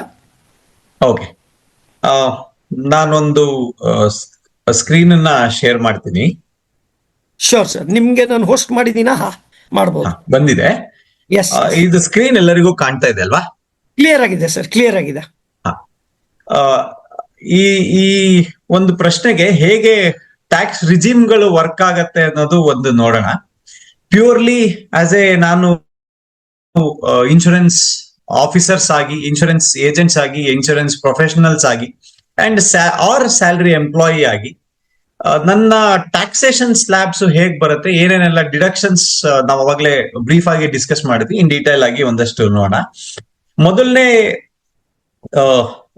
ಕಾಲಮ್ ಅಲ್ಲಿ ನೇಚರ್ ಆಫ್ ಏನು ನಮ್ಮ ಎಕ್ಸ್ಪ್ಲನೇಷನ್ ಡೀಟೇಲ್ಸ್ ಇದೆ. ಈ ಕಾಲಮ್ ಅಲ್ಲಿ ಒಂದು ಓಲ್ಡ್ ರಿಜಿಮ್ ಅಂದ್ರೆ ಹಳೆ ಟ್ಯಾಕ್ಸ್ ಸ್ಕೀಮ್ ಇತ್ತು. ಇದು ಎಲ್ಲರಿಗೂ ಗೊತ್ತಿದೆ ಅಂತ ಅನ್ಕೋತೀನಿ. ನಮ್ಮ ದೇಶದಲ್ಲಿ 2 ಟ್ಯಾಕ್ಸ್ ರಿಜಿಮ್ಸ್ ಬಂದಿದೆ ಈಗ, old regime and new regime. New regime ಅಲ್ಲಿ 4 ಲಕ್ಷ, 4 ಲಕ್ಷದಿಂದ 8 ಲಕ್ಷ 5%, 8 ಲಕ್ಷದಿಂದ 12 ಲಕ್ಷಕ್ಕೆ 10%, 12 ಲಕ್ಷದಿಂದ 16 ಲಕ್ಷಕ್ಕೆ 15%, 16ರಿಂದ 20 ಲಕ್ಷಕ್ಕೆ 20%, 20ರಿಂದ 24 ಲಕ್ಷಕ್ಕೆ 25%, 24 ಲಕ್ಷದ ಮೇಲೆ 30%. ಇದು new regime. Okay. Old regime ಅಲ್ಲಿ 2.5 ಲಕ್ಷದಿಂದ 5 ಲಕ್ಷ, 5 ಲಕ್ಷದಿಂದ 7 ಲಕ್ಷ ಈ ಹಳೆ ರಿಜಿಮ್ ಹೇಳ್ತೀವಿ. ಆ ರಿಜಿಮ್ ಅಲ್ಲಿ ಸ್ಯಾಲರಿ ಇನ್ಕಮ್ ಇದ್ರೆ ಅಂಡ್ ಆ ರಿಜಿಮ್ ಅಲ್ಲಿ ಸ್ಯಾಲರಿ ಇನ್ಕಮ್ ಇದ್ರೆ ಅಂಡ್ ನ್ಯೂ ರಿಜಿಮ್ ಅಲ್ಲಿ ಸ್ಯಾಲರಿ ಇನ್ಕಮ್ ಇದ್ರೆ ಏನಾಗತ್ತೆ ಅನ್ನೋದು ಫಸ್ಟ್ ಒಂದು ಡಿಸ್ಕಷನ್ ನೋಡೋಣ. ನನ್ನ ಸ್ಯಾಲರಿ ಇನ್ಕಮ್ 20 ಲಕ್ಷ ಅಂತ ತಗೊಳ್ಳೋಣ. ಓಕೆ. ಇದು ಓಲ್ಡ್ ರಿಜಿಮ್ ಅಲ್ಲಿ 20 ಲಕ್ಷ ಇದ್ರೆ ನನಗೆ ಸ್ಟ್ಯಾಂಡರ್ಡ್ ಡಿಡಕ್ಷನ್ಸ್ ನಿಮ್ಮ ಫಾರ್ಮ್ 16 ಅಂತ ಮೊದಲು ಕೊಡ್ತಾ ಇದ್ರು. ಈಗ ಫಾರ್ಮ್ ಎಲ್ಲ ಚೇಂಜ್ ಆಗಿದೆ, ನ್ಯೂ ಟ್ಯಾಕ್ಸ್ ಲಾ ಬಂದಿದೆ, ಅದರಲ್ಲಿ ಫಾರ್ಮ್ಸ್ ಎಲ್ಲ ಚೇಂಜ್ ಆಗಿದೆ. ಅದನ್ನು ಮುಂದೆ ಡಿಸ್ಕಸ್ ಮಾಡೋಣ. ನ್ಯೂ ಟ್ಯಾಕ್ಸ್ ಲಾ ಬಗ್ಗೆ ಒಂದ್ ಸ್ವಲ್ಪ ಹೇಳ್ತೀನಿ ನಾನು. ಓಲ್ಡ್ ರಿಜಿಮ್ ಅಲ್ಲಿ 50,000 ರೂಪಾಯಿ ಟ್ಯಾಕ್ಸ್ ಡಿಡಕ್ಷನ್ ಸಿಗುತ್ತೆ. ನನ್ನ ನೆಟ್ ಸ್ಯಾಲ್ರಿ 19,50,000 ಟ್ಯಾಕ್ಸಬಲ್ ಸ್ಯಾಲ್ರಿ ಆಗುತ್ತೆ. ನೆಕ್ಸ್ಟ್ ಅದ್ರಲ್ಲಿ ಒಂದು ಎಕ್ಸ್ಟ್ರಾ ಒಂದು ರೆಂಟಲ್ ಇನ್ಕಮ್ ಒಂದು ಸೇರಿಸ್ಕೊತೀನಿ ಫಾರ್ ಬೆಟರ್ ಅಂಡರ್ಸ್ಟ್ಯಾಂಡಿಂಗ್. ನನಗೆ ಒಂದು 8 ಲಕ್ಷ ರೂಪಾಯಿ ನನ್ನ ನಂದೊಂದು ಕಾಂಪ್ಲೆಕ್ಸ್ ಇದೆ, ನಿಮ್ಗಳದೊಂದು ಕಾಂಪ್ಲೆಕ್ಸ್ ಇದೆ, ಅದರಲ್ಲಿ 8 ಲಕ್ಷ ರೂಪಾಯಿ ವರ್ಷಕ್ಕೆ ರೆಂಟ್ ಬರುತ್ತೆ ಅಂತ ಅನ್ಕೊಂಡ್ರೆ ರೆಂಟ್ ಅಲ್ಲಿಗೂ ಡಿಡಕ್ಷನ್ ಸಿಗತ್ತೆ.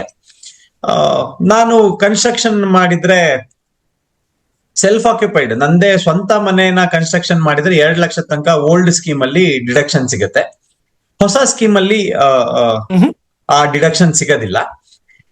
ಬಟ್ ನಾನು ಕಮರ್ಷಿಯಲ್ ಪ್ರಾಪರ್ಟಿ ಮಾಡಿ ರೆಂಟಿಗೆ ಕೊಟ್ಟಿದ್ರೆ ನನಗೆ ಇಂಟ್ರೆಸ್ಟ್ ಲೋನ್ ಮೇಲೆ ಕಟ್ತೀನಿ ನಾನು. ಆ ಪ್ರಾಪರ್ಟಿ ತಗೋತಾ ಅಥವಾ ಕನ್ಸ್ಟ್ರಕ್ಷನ್ ಮಾಡ್ತಾ ಲೋನ್ ಮಾಡಿದ್ರೆ ಅದ್ರ ಮೇಲಿನ ಇಂಟ್ರೆಸ್ಟ್ ಪೋರ್ಷನ್ಗೆ ನನಗೆ ಡಿಡಕ್ಷನ್ ಸಿಗತ್ತೆ. ಕಮರ್ಷಿಯಲ್ ಪ್ರಾಪರ್ಟಿ ಲೋನ್ ಇದ್ರೆ ಫುಲ್ ಅಮೌಂಟ್ ಇಂಟ್ರೆಸ್ಟ್ ಆ ವರ್ಷ ನನಗೆ ಬರುತ್ತೆ. 25-26ನೇ ವರ್ಷ ಅಂತ ತಗೊಂಡ್ರೆ ಆ ವರ್ಷದಲ್ಲಿ ಬ್ಯಾಂಕ್ ಇಂಟ್ರೆಸ್ಟ್ ಚಾರ್ಜ್ ಮಾಡುತ್ತೆ ಅದಷ್ಟು ಕೂಡ ಡಿಡಕ್ಷನ್ ಅಂತ ಸಿಗತ್ತೆ. ಅದು ನ್ಯೂ ಸ್ಕೀಮ್ ಅಲ್ಲೂ ನ್ಯೂ ರಿಜಿಮ್ ಅಲ್ಲೂ ಸಿಗತ್ತೆ, ಓಲ್ಡ್ ರಿಜಿಮ್ ಅಲ್ಲೂ ನನಗೆ ಸೇಮ್ ಅಪ್ಲೈ ಆಗತ್ತೆ. ಯಾವುದು ಕಮರ್ಷಿಯಲ್ ಪ್ರಾಪರ್ಟಿ ನನಗೆ ರೆಂಟ್ ಬರ್ತಾ ಇರುವಂತಹ ಪ್ರಾಪರ್ಟಿ ಮೇಲೆ ನಾನು ಲೋನ್ ಮಾಡಿ ಇಂಟ್ರೆಸ್ಟ್ ಕಟ್ತಾ ಇದ್ರೆ ಬ್ಯಾಂಕಿಗೆ, ಅದು ಓಲ್ಡ್ ಸ್ಕೀಮ್ ಅಲ್ಲೂ ನ್ಯೂ ಸ್ಕೀಮ್ ಅಲ್ಲೂ ಎರಡಲ್ಲೂ ನನಗೆ ಡಿಡಕ್ಷನ್ ಸಿಗತ್ತೆ. ಬಟ್ ಸೆಲ್ಫ್ ಆಕ್ಯುಪೈಡ್ ಪ್ರಾಪರ್ಟಿ ಇದ್ರೆ ರೆಂಟ್ ಬರ್ತಾ ಇರಲ್ಲ, ನಾನೇ ಸ್ವಂತಕ್ಕೆ ಕಟ್ಕೊಂಡು ನಾನು ವಾಸವಾಗಿರ್ತೀನಿ. ಅದ್ರದ್ದು ಇಂಟ್ರೆಸ್ಟ್ ನಾವು ನಾರ್ಮಲಿ ಅದನ್ನ ನಮ್ಮ ಇನ್ಶೂರೆನ್ಸ್ ಕಂಪನಿಗಳಿಗೂ ನಾವುಗಳು ಕೊಡ್ತಾ ಇರ್ತೀವಿ. ಡಿಕ್ಲರೇಷನ್ ಕೇಳ್ತಾರೆ, ಸ್ಯಾಲರಿ ಡಿಕ್ಲರೇಷನ್ ಕೊಡಿ ಅಂತ. ಅವಾಗ ಹೌಸ್ ಪ್ರಾಪರ್ಟಿ ಮೇಲಿನ ಇಂಟ್ರೆಸ್ಟ್ ಸರ್ಟಿಫಿಕೇಟ್ ಅನ್ನ ಕೊಡ್ತಾ ಇರ್ತೀವಿ, ಇಲ್ಲ ಅದ್ರದ್ದು ಡೀಟೇಲ್ಸ್ ನ ಫಿಲ್ ಮಾಡ್ತಾ ಇರ್ತೀವಿ. 2 ಲಕ್ಷ ತನಕ ಡಿಡಕ್ಷನ್ ಸಿಗ್ತಾ ಇತ್ತು. ಅದು ಓಲ್ಡ್ ರಿಜಿಮ್ ಅಲ್ಲಿ ಸಿಗತ್ತೆ, ನ್ಯೂ ರಿಜಿಮ್ ಅಲ್ಲಿ ಸಿಗೋದಿಲ್ಲ. ಇದು ಇದನ್ನ ಯಾಕೆ ರೆಂಟಲ್ Okay. ಇನ್ಕಮ್ ತಗೊಂಡಿದ್ದೀನಿ ಅಂದ್ರೆ ನನ್ನ ಡಿಡಕ್ಷನ್ಸ್ ಯಾವ್ದ್ಯಾವ್ದು ಸಿಗತ್ತೆ ಅನ್ನೋದು ಒಂದು ಕ್ಲಾರಿಟಿ ಬರ್ಲಿ ಅನ್ನೋದಕ್ಕೋಸ್ಕರ ರೆಂಟಲ್ ಇನ್ಕಮ್ ನಾನು ಕನ್ಸಿಡರ್ ಮಾಡಿರೋದು. ಅದಾದ್ಮೇಲೆ ಓಲ್ಡ್ ರಿಜಿಮ್ ಅಲ್ಲಿ ನನಗೆ ಲೈಫ್ ಇನ್ಶೂರೆನ್ಸ್ ಇರ್ಬೋದು, PPF ಇರ್ಬೋದು, ಟ್ಯೂಷನ್ ಫೀಸ್ ಇರ್ಬೋದು, ಹೌಸಿಂಗ್ ಲೋನ್ ಪ್ರಿನ್ಸಿಪಲ್ ರಿಪೇಮೆಂಟ್ ಇರ್ಬೋದು, ಇದೆಲ್ಲ ಸೇರಿ 1.5 ಲಕ್ಷ ರೂಪಾಯಿ. ನಿಮಗೆ ಗೊತ್ತು, ನೀವು 80C ಅಂತ ಕರಿತಾ ಇದ್ರಿ ಅದನ್ನ ಮೊದಲು. ಈಗ ಅದು ಸೆಕ್ಷನ್ ಕೂಡ ಚೇಂಜ್ ಆಗಿದೆ, ಅದೆಲ್ಲ ಶೆಡ್ಯೂಲ್ಸ್ ಅಂತ ಮಾಡಿದ್ದಾರೆ ಇವಾಗ. ಅಂಡ್ ಹೆಲ್ತ್ ಇನ್ಶೂರೆನ್ಸ್ ಇದ್ರೆ 25,000 ರೂಪಾಯಿ, 35,000 ರೂಪಾಯಿ according to the age limit deductions claim ಮಾಡ್ತಾ ಇತ್ತು. And national pension scheme employees ಇದ್ರೆ ಇದು ಒಂದು ಆಪ್ಷನ್ ಇರ್ತಾ ಇತ್ತು, ಎಂಪ್ಲಾಯರ್ ಕಾಂಟ್ರಿಬ್ಯೂಷನ್, ಎಂಪ್ಲಾಯಿ ಕಾಂಟ್ರಿಬ್ಯೂಷನ್ ಅಂತ ಇರುತ್ತೆ. ಅದು ಕೂಡ ಡಿಡಕ್ಷನ್ ಓಲ್ಡ್ ರಿಜಿಮ್ ಅಲ್ಲಿ ಸಿಗುತ್ತೆ. ಟೋಟಲ್ ಡಿಡಕ್ಷನ್ 6,55,000 ಬರುತ್ತೆ. ನನ್ನ total income salary after 50,000 deduction and rental income after deductions 20,10,000 ಬರುತ್ತೆ. ಟೋಟಲ್ ನೆಟ್ ಟ್ಯಾಕ್ಸಬಲ್ ಇನ್ಕಮ್ ಅಂದ್ರೆ 20,10,000 ಮೈನಸ್ 6,55,000 ಡಿಡಕ್ಷನ್ ನ ಕಳೆದು 13,55,000 ನನ್ನ ಇನ್ಕಮ್ ಆಗುತ್ತೆ. ಅದ್ರ ಮೇಲೆ 2,19,000 ಟ್ಯಾಕ್ಸ್, ಎಜುಕೇಶನ್ ಸೆಸ್ 8,760 ಸೇರಿ 2,27,000 ನಾವು ಟ್ಯಾಕ್ಸ್ ಕಟ್ತೀವಿ.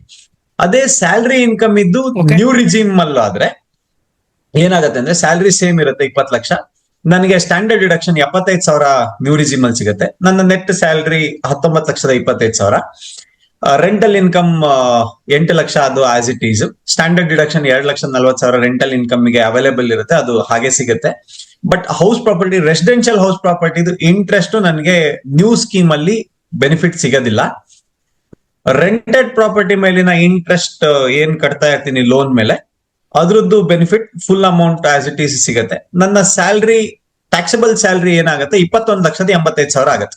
ಓಲ್ಡ್ ರಿಜಿಮ್ ಅಲ್ಲಿ 20 ಲಕ್ಷ, ನ್ಯೂ ರಿಜಿಮ್ ಅಲ್ಲಿ 21,85,000 ಆಗುತ್ತೆ. ಬಟ್ ನನಗೆ ಇದು ಯಾವುದೇ ಡಿಡಕ್ಷನ್ಸ್ ಗಳು ಸಿಗೋದಿಲ್ಲ. ಯಾವುದು 80C, 80D, 80CCD, 80CCD 1, 2 ಈ ತರದ್ ಏನು ಅದ್ಯಾವ ಬೆನಿಫಿಟ್ಸು, ಅದ್ಯಾವ ಡಿಡಕ್ಷನ್ಸ್ ನನಗೆ ರೆಗ್ಯುಲರ್ ಆಗಿ ಸಿಗೋದಿಲ್ಲ.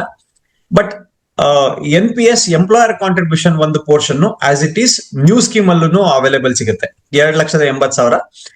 NPS ನಿಮ್ಮ ಎಂಪ್ಲಾಯರ್ ಕಾಂಟ್ರಿಬ್ಯೂಷನ್, ನಿಮ್ಮ ಕಂಪನಿಗಳು, ಇನ್ಶೂರೆನ್ಸ್ ಕಂಪನಿಗಳು ಕಟ್ತಾ ಇದ್ರೆ ನಿಮ್ಗೆ ಅದು employer contribution up to 14% of basic salary ಮೇಲೆ ಸಿಗುತ್ತೆ. ಅದು ಆಸ್ ಇಟ್ ಈಸ್ ಮತ್ತೆ ಸಿಗುತ್ತೆ.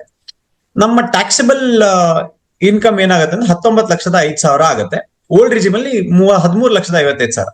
ನಾವೇನ್ ಅನ್ಕೋತೀವಿ ನನ್ನ ಇನ್ಕಮ್ ನ್ಯೂ ರಿಜಿಮ್ ಅಲ್ಲಿ ಜಾಸ್ತಿ ಆಗುತ್ತೆ, ಟ್ಯಾಕ್ಸ್ ಬರುತ್ತೆ ಅಂತ. ಬಟ್ ಟ್ಯಾಕ್ಸ್ ರೇಟ್ಗಳು ಕಮ್ಮಿ ಇರೋದ್ರಿಂದ ಸ್ಯಾಲರಿ ಇನ್ಕಮ್ಗೆ 1,81,000 ಮಾತ್ರ ಟ್ಯಾಕ್ಸ್ ಕಟ್ತೀನಿ ನಾನು. ಓಲ್ಡ್ ರಿಜಿಮ್ ಅಲ್ಲಿ 2,19,000 ರೂಪಾಯಿ ನಾನು ಟ್ಯಾಕ್ಸ್ ಕಟ್ತಾ ಇರ್ತೀನಿ. So new regime 20 lakh income, salary income ಇದ್ರೆ ನನ್ನ ಡಿಡಕ್ಷನ್ಸ್ ಇಲ್ಲದೇ ಇದ್ರೂ ಕೂಡ ನನಗೆ ನ್ಯೂ ರಿಜಿಮ್ ಅಲ್ಲೇ ಟ್ಯಾಕ್ಸ್ ಬೆನಿಫಿಟ್ ಆಗತ್ತೆ. ಸುಮಾರು ಅಚ್ಚಾ 39,000 ಅಷ್ಟು ಚಿಲ್ಲರೆ ನನಗೆ ಬೆನಿಫಿಟ್ ಆಗತ್ತೆ. ಅದೇ ನಾನು ಏಜೆಂಟ್ ಆಗಿ ಸ್ಯಾಲರಿ ಕೇಸಸ್ಗೆ, ಅದೇ ನಾನು ಏಜೆಂಟ್ ಆಗಿ ಕೆಲಸ ಮಾಡ್ತಾ ಇದ್ದೀನಿ, ನನ್ಗೆ ಕಮಿಷನ್ ರೂಪದಲ್ಲಿ ನನಗೆ ಇನ್ಕಮ್ ಬರ್ತಾ ಇದೆ. ಅದನ್ನು ಇಲ್ಲೇ ಎಕ್ಸ್ಪ್ಲೈನ್ ಮಾಡ್ಬಿಡ್ತೀನಿ. ಕಮಿಷನ್ ರೂಪದಲ್ಲಿ ನನಗೆ ಇನ್ಕಮ್ ಬರ್ತಾ ಇದೆ ಅಂತಂದ್ರೆ ಯಾವ ತರ ಆಗತ್ತೆ ಅಂತ ನೋಡೋಣ. ಕಮಿಷನ್ ನಂದು ಅದು ಬಿಸ್ನೆಸ್ ಇನ್ಕಮ್ ಅಂತ ಆಗತ್ತೆ. ನನ್ನ ಅದು ಬಿಸ್ನೆಸ್ ಲೆಕ್ಕನೆ. ಕಮಿಷನ್ ಏನ್ ಬರುತ್ತೆ ಅದು ನನ್ನ ಬಿಸ್ನೆಸ್, ಸ್ಯಾಲ್ರಿ ಅಲ್ಲ, ಬಿಸ್ನೆಸ್ ಆಗಿ ಬರುತ್ತೆ. ನಂದು ಇನ್ಕಮ್ ಫ್ರಮ್ ಬಿಸ್ನೆಸ್ ಅಂತ ನಿಮ್ಮ ಇನ್ಕಮ್ ಟ್ಯಾಕ್ಸ್ ರಿಟರ್ನ್ಸ್ ಅಲ್ಲೂ ಅದು ಕನ್ಸಿಡರ್ ಆಗುತ್ತೆ. ಅದೇ ತರ ಕ್ಲೈಮ್ ಆಗುತ್ತೆ. ಬೇರೆ ಯಾವುದೇ ಎಕ್ಸ್ಪೆನ್ಸಸ್ ನಾವು ಕ್ಲೈಮ್ ಮಾಡೋದಕ್ಕೆ ನಾನು ಅಂದ್ರೆ ಆ ಎಕ್ಸ್ಪೆನ್ಸಸ್ ಕೂಡ ನಿಮ್ಗೆ ಎಲಿಜಿಬಲ್ ಬರುತ್ತೆ. ನೀವು ಟ್ರಾವೆಲಿಂಗ್ ಮಾಡಿದಿರ್ಬೋದು ಎಕ್ಸ್ಪೆನ್ಸಸ್, ಇನ್ ಕೇಸ್ ನೀವು ಒಂದು ಆಫೀಸ್ ಮಾಡ್ಕೊಂಡಿದ್ರೆ ಅದ್ರ ಆಫೀಸ್ ರೆಂಟ್ ಇರುತ್ತೆ, ನೀವು ಒಬ್ಬ ಅಸಿಸ್ಟೆಂಟ್ ಇಟ್ಕೊಂಡಿದ್ರೆ ಅಸಿಸ್ಟೆಂಟ್ ಸ್ಯಾಲರಿನೂ ಕೂಡ ಕ್ಲೈಮ್ ಮಾಡಬಹುದು. ಇನ್ ಪ್ರಿಂಟಿಂಗ್ ಅಂಡ್ ಸ್ಟೇಷನರಿ ಎಕ್ಸ್ಪೆನ್ಸಸ್ ಬರುತ್ತೆ. ಇಂಟರ್ನೆಟ್ ಚಾರ್ಜಸ್ ಕಟ್ತಾ ಇದ್ರೆ ಇಂಟರ್ನೆಟ್ ಬರುತ್ತೆ. ಆಫೀಸ್ ಮಾಡಿ ಅದರದ್ದು ಎಲೆಕ್ಟ್ರಿಸಿಟಿ ಕಟ್ತಾ ಇದ್ರೆ ಅದು ಕೂಡ ಡಿಡಕ್ಷನ್ಸ್ ಇವೆಲ್ಲ ಸಿಗುತ್ತೆ ಈ ಕಮಿಷನ್ ಏಜೆಂಟ್ ಆಗಿದ್ರೆ. ಅದೆಲ್ಲ ನನ್ನ ಬಿಸ್ನೆಸ್ ಎಕ್ಸ್ಪೆನ್ಸ್ ಅಂತಾನೆ ಕನ್ಸಿಡರ್ ಆಗುತ್ತೆ. ಅದೆಲ್ಲ ಇದ್ರೊಳಗೆ ಕನ್ಸಿಡರ್ ಆಗಿದೆ ಅಂತ ಅನ್ಕೊಂಡು 20 ಲಕ್ಷ ನನ್ನ ಬಿಸ್ನೆಸ್ ಇನ್ಕಮ್ ಓಲ್ಡ್ ರಿಜಿಮ್ ಅಲ್ಲಿ. ಅಂಡ್ ನ್ಯೂ ರಿಜಿಮ್ ಅಲ್ಲಿ ಏನಾಗತ್ತೆ ಅನ್ನೋದು ಒಂದಷ್ಟು ಮಾಹಿತಿಯನ್ನ, ಅಂದ್ರೆ ಟ್ಯಾಕ್ಸ್ ಏನ್ ಇಂಪ್ಯಾಕ್ಟ್ ಆಗತ್ತೆ ಚೆಕ್ ಮಾಡಿ. ಸೇಮ್ 20 ಲಕ್ಷ ಬರುತ್ತೆ. ಬೇರೆ ನನ್ನ ಎಕ್ಸ್ಪೆನ್ಸಸ್ ಎಲ್ಲ ಅದ್ರೊಳಗಡೆನೆ ಕ್ಲೈಮ್ ಆಗಿದೆ ಅಂತ ಕನ್ಸಿಡರ್ ಮಾಡೋಣ. ಬೇರೆ ನನ್ನ ಬಿಸ್ನೆಸ್ ಎಕ್ಸ್ಪೆನ್ಸ್ ಎಲ್ಲದು ಅಲ್ಲೇ ಕನ್ಸಿಡರ್ ಆಗಿದೆ. Rental income as it is. ಒಂದು ಪ್ರಶ್ನೆ ಇಲ್ಲಿ, ಈ 20 ಲಕ್ಷ ಅಂದ್ರೆ ಅವ್ರದ್ದು ನೆಟ್ ಇನ್ಕಮ್ 20 ಲಕ್ಷ ಅಂತನಾ ಅಥವಾ ಹಾ, ಅವ್ರದ್ದು ಹಾ, ಹಾ. ಎಕ್ಸ್ಪೆನ್ಸಸ್ ಡಿಡಕ್ಟ್ ಮಾಡಿ 20 ಲಕ್ಷ ಇದು? ಹಾ, ನಾನು ಇಲ್ಲಿ ಕನ್ಸಿಡರ್ ಮಾಡ್ತಾ ಇರೋದು, ಈಗ ಸಪೋಸ್ ಇದನ್ನ ಎಕ್ಸ್ಪ್ಲೇನ್ ಮಾಡ್ಬಿಡ್ತೀನಿ. ಒಂದು 30 ಲಕ್ಷ ಟೋಟಲ್ ಕಮಿಷನ್ ಇನ್ಶೂರೆನ್ಸ್ ಕಂಪನಿಯಿಂದ ಬರ್ತಾ ಇದೆ, ಅದಕ್ಕೆ TDS ಮಾಡಿ ಕೊಡ್ತಾರೆ ಸಾಮಾನ್ಯ ಇನ್ಶೂರೆನ್ಸ್ ಕಮಿಷನ್ಗೆ. 30 ಲಕ್ಷ ನನ್ನ ಬ್ಯಾಂಕ್ ಅಕೌಂಟಿಗೆ ಬಂದಿದೆ ಅಂತಂದ್ರೆ ಆ 30 ಲಕ್ಷದಲ್ಲಿ ನಾನು ಖರ್ಚುಗಳನ್ನೆಲ್ಲ ನೋಡ್ಕೋಬೇಕು. ಏನೇನೆಲ್ಲ ನಾನು ಇನ್ಶೂರೆನ್ಸ್ ಕಮಿಷನ್ ಏನು ದುಡಿಮೆ ಮಾಡೋದಕ್ಕೆ ಏನೇನೆಲ್ಲ ವ್ಯವಹಾರದಲ್ಲಿ ಖರ್ಚುಗಳನ್ನ ಮಾಡಿದೀನಿ, ಅದೇ ರೆಂಟ್ ಇರ್ಬೋದು, ಸ್ಯಾಲ್ರಿ ಇರ್ಬೋದು, ಎಲೆಕ್ಟ್ರಿಸಿಟಿ ಕಟ್ಟಿರೋದು ಇರ್ಬೋದು, ಇಂಟರ್ನೆಟ್ ಇರ್ಬೋದು, ಬೇರೆ ನನ್ನ ವ್ಯವಹಾರದಲ್ಲಿ ಬರುವಂತದ್ದು ಟ್ರಾವೆಲಿಂಗ್ ಎಕ್ಸ್ಪೆನ್ಸಸ್ ಇರ್ಬೋದು, ಇದೆಲ್ಲಾ ಖರ್ಚುಗಳನ್ನು ಕಳೆದ್ರೆ ಒಂದು 10 ಲಕ್ಷ ಬರ್ತಾ ಇದೆ ಅಂತ ಅನ್ಕೊಂಡ್ರೆ total 30 lakh insurance commission minus 10 lakhs expenses, ಅದಾದ್ಮೇಲೆ 20 ಲಕ್ಷ ಅಂತ ನಾನು ಇಲ್ಲಿ ಕನ್ಸಿಡರ್ ಮಾಡ್ತೀನಿ. ನಾವು ಟ್ಯಾಕ್ಸ್ ಕಟ್ಟುವಂಥದ್ದು 20 ಲಕ್ಷಕ್ಕೆ. Okay, ಟೋಟಲ್ ಇನ್ಕಮ್ 30 ಲಕ್ಷ ಬಂದಿದ್ರು ನಾನು ಖರ್ಚುಗಳನ್ನೆಲ್ಲ ತೋರಿಸಿ ನೆಟ್ ಅಮೌಂಟ್ಗೆ ಟ್ಯಾಕ್ಸ್ ಕಟ್ತೀನಿ ನಾನು. ಸೊ ಅಂದ್ರೆ ಆ 10 ಲಕ್ಷ ಅದಿನ್ ಎಕ್ಸ್ಪೆನ್ಸಸ್ ತೆಗೆದ್ಬಿಟ್ಟು ಉಳಿದಿದ್ದ ಅಮೌಂಟ್ಗೆ ಮಾತ್ರ ಟ್ಯಾಕ್ಸ್ ಏಜೆಂಟ್ ಆದ್ರೆ. ಏಜೆಂಟ್ ಆದ್ರೆ ಆದ್ರೆ ಬಿಸ್ನೆಸ್ ಅಲ್ಲಿ ಇರೋರಿಗೆ ಅದು ಬಿಸ್ನೆಸ್ ಸಾರಿ ಜಾಬ್ ಅಲ್ಲಿ ಇರೋರಿಗೆ ಅದು ಎಕ್ಸ್ಪೆನ್ಸಸ್ ತಗೊಳಕ್ ಆಗಲ್ಲ ಅಲ್ವಾ? ಸ್ಯಾಲ್ರಿ ಸ್ಯಾಲ್ರಿ ಅಂತ ಬರ್ತಾ ಪ್ಲೀಸ್ ಇದೆ. ಕಂಟಿನ್ಯೂ. ಸ್ಯಾಲ್ರಿ ಅಂತ ಕಂಪನಿ ಫಾರ್ಮ್ 16 ಅಂತ ಅದಕ್ಕೆ ಸಪರೇಟ್ ಫಾರ್ಮ್ ಕೊಡ್ತಾರೆ, ನಮ್ಮನ್ನ ಆನ್ ರೋಲ್ ಮಾಡ್ತಾರೆ, PF ESI ಎಲ್ಲ ಕಟ್ತಾ ಇರ್ತಾರೆ ಕಂಪನಿನೇ. PF ಕಟ್ತಾರೆ, ESI ಪ್ರಾಬಬ್ಲಿ ಬರ್ದೇ ಇರ್ಬೋದು, ಇನ್ಶೂರೆನ್ಸ್ ಏನು PF ಕಟ್ತಾ ಇರುತ್ತೆ. ಆ ತರ ಕೇಸಸ್ ಓಕೆ ಅಂತ ಬಂದಾಗ ನಾನು ಖರ್ಚುಗಳನ್ನೆಲ್ಲ ನಾನು ತೋರಿಸ್ಕೋಬಹುದು.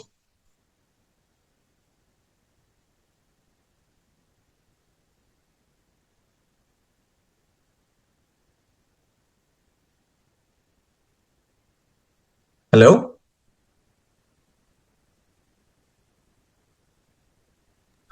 ಸರ್ ಕಂಟಿನ್ಯೂ ಮಾಡಿ. ಹೇಳ್ತಿದ್ದಲ್ಲ? ಕೇಳ್ತಿದೆ ಸರ್. ಎಸ್, ಇದನ್ನ ಹಾಗೆ ಕಂಟಿನ್ಯೂ ಮಾಡೋಣ. Old regime and new regime ಅಲ್ಲಿ ಬಿಸ್ನೆಸ್ ನನ್ನ ಕಮಿಷನ್ ಬರ್ತಾ ಇದೆ ಅಂತಂದ್ರೆ ಹೇಗಾಗತ್ತೆ ಅಂತ. 20 ಲಕ್ಷ ನನ್ನ ಖರ್ಚುಗಳೆಲ್ಲ ಕಳೆದು ಬಿಟ್ಟು ನೆಟ್ ಕಮಿಷನ್ ಇನ್ಕಮ್ ಅಂತ ನಾನು ಕನ್ಸಿಡರ್ ಮಾಡ್ತಾ ಇದ್ದೀನಿ. 20 ಲಕ್ಷ ಕಮಿಷನ್ ಇನ್ಕಮ್, ಅದರಲ್ಲಿ rent as it is salary ಇದ್ದಾಗ ಹೆಂಗ್ ತೋರಿಸಿದ್ವು ಅದೇ ತರನೇ. ಓಲ್ಡ್ ರಿಜಿಮ್ ಅಲ್ಲಿ ಇದೆಲ್ಲ ಡಿಡಕ್ಷನ್ಸ್ ಸಿಗತ್ತೆ. ನ್ಯೂ ರಿಜಿಮ್ ಅಲ್ಲಿ ಸ್ಪೆಷಲ್ ಡಿಡಕ್ಷನ್ ಏನು house property, residential house property ಇದೆ, ಅಗೇನ್ ಡಿಡಕ್ಷನ್ ಸಿಗಲ್ಲ. Same methodology. ಡಿಡಕ್ಷನ್ಸ್ ಬಿಸ್ನೆಸ್ಸಿಗೂ ಓಲ್ಡ್ ರಿಜಿಮ್ ಅಲ್ಲಿ ಆದ್ರೆ ನನಗೆಲ್ಲ ಡಿಡಕ್ಷನ್ ಸಿಗತ್ತೆ. ಬಟ್ ಈ ಎಂಪ್ಲಾಯಿ ಸ್ಯಾಲ್ರಿ ಇಲ್ಲದೆ ಇರೋದ್ರಿಂದ, salary related NPS contributions business ಆಗಿರೋದ್ರಿಂದ ಇದು ಬರೋದಿಲ್ಲ, ಅಪ್ಲಿಕಬಿಲಿಟಿ ಇರೋದಿಲ್ಲ. ಹಾಗಾಗಿ ಅದನ್ನ 0 ತೋರಿಸಿದೀನಿ. ನನಗೆ 80C deductions, 80D deductions, 80CCD ಈ ತರದ ಎಲ್ಲ ನಾನೇ ಇನ್ಶೂರೆನ್ಸ್ ಏನು ನ್ಯಾಷನಲ್ ಪೆನ್ಷನ್ ಸ್ಕೀಮಿಗೆ ನಾನೇ ವಾಲಂಟ್ರಿ ಆಗಿ ಸಪರೇಟ್ ಕಟ್ಟೋದಕ್ಕೆ ಬರುತ್ತೆ. 50,000 ತನಕ ಡಿಡಕ್ಷನ್ ಸಿಗುತ್ತೆ. ಅದನ್ನು ಕಟ್ಟೋದಾದ್ರೆ ಅದನ್ನು ಕಟ್ಟಿರ್ಬೋದು. ಇದೆಲ್ಲ ಓಲ್ಡ್ ರಿಜಿಮ್ ಅಲ್ಲಿ ನನಗೆ ಡಿಡಕ್ಷನ್ಸ್, ಎಲ್ಲಾ ಡಿಡಕ್ಷನ್ಸ್ ನನಗೆ ಅಪ್ಲಿಕೇಬಲ್. ಓಲ್ಡ್ ರಿಜಿಮ್ ಅಲ್ಲಿ ನೆಟ್ ಟ್ಯಾಕ್ಸ್ 18,35,000 ಬಿಸ್ನೆಸ್ ಇನ್ಕಮ್ ಇಂದ ಆಗಿದೆ ಅಂತ ಆದ್ರೆ ಟ್ಯಾಕ್ಸ್ ಅಮೌಂಟ್ 3,77,520 ಬರುತ್ತೆ, ಇನ್ಕ್ಲೂಡಿಂಗ್ ಎಜುಕೇಶನ್ ಸೆಸ್ ಎಲ್ಲ ಸೇರಿಸಿ ಬರೋ ಅಂತದ್ದು ಓಲ್ಡ್ ರಿಜಿಮ್ ಅಲ್ಲಿ. ಆದ್ರೆ ನ್ಯೂ ರಿಜಿಮ್ ಅಲ್ಲಿ net business commission income after all expenses 20 lakh, same ಅದನ್ನೇ ಕಂಟಿನ್ಯೂ ಮಾಡ್ತೀನಿ. ಅಂಡ್ ನನಗೆ ಹೌಸ್ ಪ್ರಾಪರ್ಟಿ ಮೇಲಿನ residential house property interest deduction ಸಿಗಲ್ಲ. ಕಮರ್ಷಿಯಲ್ ಪ್ರಾಪರ್ಟಿದು ಇಂಟ್ರೆಸ್ಟ್ 3 ಲಕ್ಷ ರೂಪಾಯಿ ಡಿಡಕ್ಷನ್ ಸಿಗತ್ತೆ. ಟೋಟಲ್ ಗ್ರಾಸ್ ಟೋಟಲ್ ಇನ್ಕಮ್ 22,60,000 ಯಾವುದು ರೆಂಟಲ್ ಇನ್ಕಮ್ ಪ್ಲಸ್ ನನ್ನ business income 20 lakh net amount ಸೇರಿದ್ರೆ ನನಗೆ ಯಾವುದೇ ನ್ಯೂ ಸ್ಕೀಮ್ ಅಲ್ಲಿ ಬೇರೆ ಯಾವುದೇ ಡಿಡಕ್ಷನ್ಸ್ ನನಗೆ ಸಿಗೋದಿಲ್ಲ. 22,60,000 ನನ್ನ ಟ್ಯಾಕ್ಸಿಬಲ್ ಇನ್ಕಮ್ ಆಗುತ್ತೆ. ಟ್ಯಾಕ್ಸ್ 2,75,600 ರೂಪಾಯಿ ನಾನು ಟ್ಯಾಕ್ಸ್ ಆಗಿ ಗವರ್ಮೆಂಟ್ ಕಟ್ತೀನಿ. ನ್ಯೂ ಸ್ಕೀಮ್ ಅಲ್ಲಿ ಇದು ಯಾವುದೇ ಡಿಡಕ್ಷನ್ ಇಲ್ಲದೆ ಇದ್ರೂ ಕೂಡ ನನಗೆ 1,01,000 ರೂಪಾಯಿ ಟ್ಯಾಕ್ಸ್ ಸೇವ್ ಆಗತ್ತೆ ಇದ್ರೊಳಗಡೆ ನ್ಯೂ ಸ್ಕೀಮ್ ಅಲ್ಲಿ. ಸೊ ನೀವು ಹೇಳೋ ಪ್ರಕಾರ ಹೊಸ regime is a better wherein tax ಕಡಿಮೆ ಕಟ್ಟೋದು ಅಂತನಾ? Sir, most of the cases ಇವಾಗ ನ್ಯೂ ರಿಜಿಮ್ ಅಲ್ಲಿ ಟ್ಯಾಕ್ಸ್ ಸೇವ್ ಆಗತ್ತೆ. ಬಟ್ ಅದನ್ನ ಕಂಪೇರ್ ಮಾಡಿ ಡಿಪೆಂಡಿಂಗ್ ಆನ್ ಅವರ ಸ್ಯಾಲ್ರಿ ಇರ್ಬೋದು, ಅವರ ಬಿಸ್ನೆಸ್ ಇನ್ಕಮ್ ಇರ್ಬೋದು, ಅದನ್ನ ನೋಡ್ಬಿಟ್ಟು ನಾವು ಡಿಸೈಡ್ ಮಾಡ್ಬೇಕಾಗತ್ತೆ. ಈಗ 15 ಲಕ್ಷ 13 ಲಕ್ಷ ಎಲ್ಲ ಇದ್ರೆ ಓಲ್ಡ್ ರಿಜಿಮ್ ಬೆನಿಫಿಟ್ ಆಗಬಹುದು, ಡಿಪೆಂಡಿಂಗ್ ಆನ್ ಅವರ ಯಾವ್ದಾವ್ದು ಡಿಡಕ್ಷನ್ಸ್ Situation. ಇದೆ, ಏನೇನು ಡಿಡಕ್ಷನ್ಸ್ ಇದೆ ಅಂತ. ಯಾಕಂದ್ರೆ ಸೆಲ್ಫ್ ಆಕ್ಯುಪೈಡ್ ಪ್ರಾಪರ್ಟಿ ಇದ್ದು 13 ಲಕ್ಷ ರೂಪಾಯಿ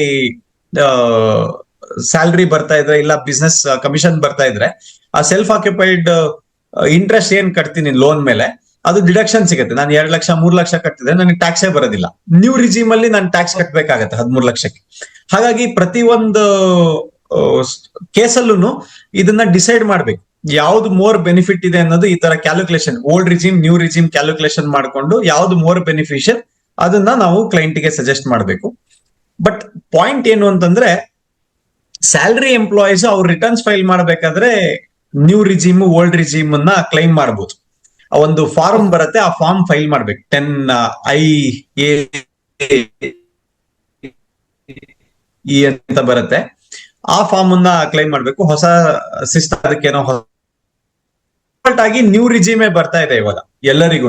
ನಾನು ರಿಟರ್ನ್ಸ್ ಫೈಲ್ ಮಾಡ್ಬೇಕು ಅಂತಂದ್ರೆ by default regime new regime, ಯಾವುದೇ ಡಿಡಕ್ಷನ್ ಇಲ್ಲದೆ ಕೊಡುವಂತದ್ದು ರಿಜಿಮ್ ಇದೆ. ನಾನು ಓಲ್ಡ್ ರಿಜಿಮಿಗೆ ಹೋಗ್ಬೇಕು ಅಂತಂದ್ರೆ ಒಂದು ಫಾರ್ಮ್ ಫೈಲ್ ಮಾಡ್ಬೇಕು. ಸ್ಯಾಲರಿ ಎಂಪ್ಲಾಯಿ ಆದ್ರೆ ಯಾವಾಗ ಬೇಕಾದ್ರೂ ಅವ್ರು ರಿಟರ್ನ್ಸ್ ಫೈಲ್ ಮಾಡ್ಬೇಕಾದ್ರೆ ಆ ಫಾರ್ಮ್ ಅನ್ನ ಫೈಲ್ ಮಾಡಿ ಓಲ್ಡ್ ರಿಜಿಮ್ ಅಲ್ಲಿ ತಗೋಬಹುದು.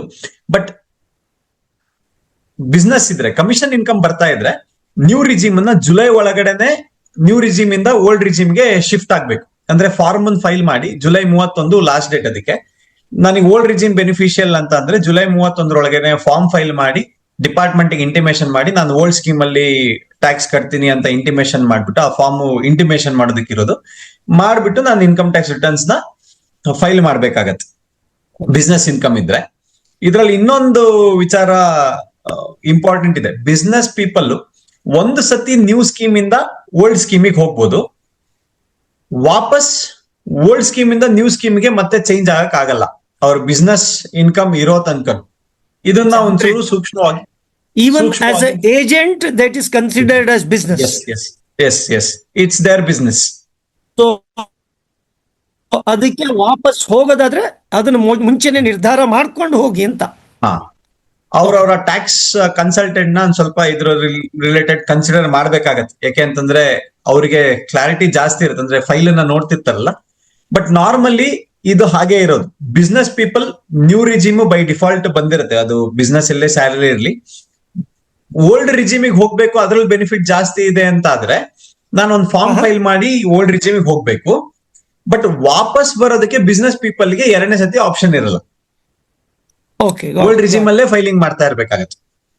ಯಾವ್ದು ಬೆನಿಫಿಷಿಯಲ್ ಯಾವ್ದು ಬೆಟರ್ ಅಂತ. ಹಾಗಾಗಿ ಅವರ ಟ್ಯಾಕ್ಸ್ ಕನ್ಸಲ್ಟೆಂಟ್ ಅನ್ನ ದಯವಿಟ್ಟು ಕನ್ಸಲ್ಟ್ ಮಾಡಿ ಮುಂದಕ್ಕೆ. ಯಾಕೆ ಅಂತಂದ್ರೆ ಮುಂದೆ ನ್ಯೂ ರಿಜಿಮ್ ಬೆನಿಫಿಟ್ ಆದ್ರೆ ಒಂದ್ಸತಿ ಓಲ್ಡ್ ರಿಜಿಮಿಗೆ ಹೋಗ್ಬಿಟ್ಟಿದ್ರೆ ನ್ಯೂ ರಿಜಿಮಿಗೆ ಮತ್ತೆ ಬರ್ಲಿಕ್ಕೆ ಆಪ್ಷನ್ ಇಲ್ಲ ಆಗ್ಬಿಡುತ್ತೆ.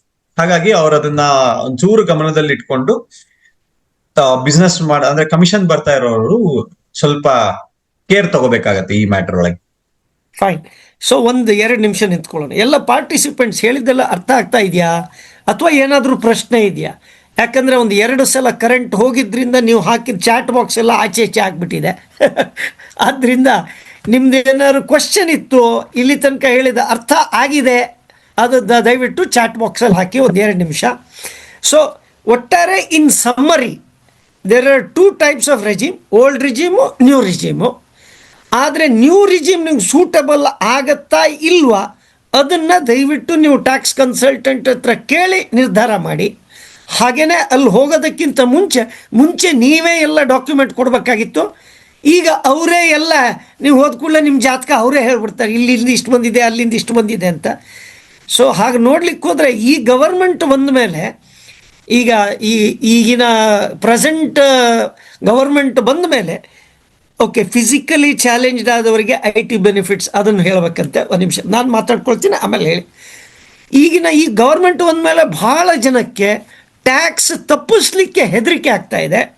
ಹಾಗೂ ಟ್ಯಾಕ್ಸ್ ಕಂಪ್ಲೈಯನ್ಸ್ ಬಗ್ಗೆ ಜಾಸ್ತಿ ಸ್ಟ್ರಿಕ್ಟ್ ಆಗಿರೋದ್ರಿಂದ ಇದು ಆದಮೇಲೆ ಇನ್ನು LIC agent, if we take health insurance, ಅದೆಲ್ಲ ಬರುತ್ತೆ ಬಿಡಿ. ಹೆಲ್ತ್ ಇನ್ಶೂರೆನ್ಸ್ದು ಅದೇನೋ ಡಿಡಕ್ಟ್ ಆಗತ್ತಾ ಅಂತ 2ನೇ ಪ್ರಶ್ನೆ ಇತ್ತು.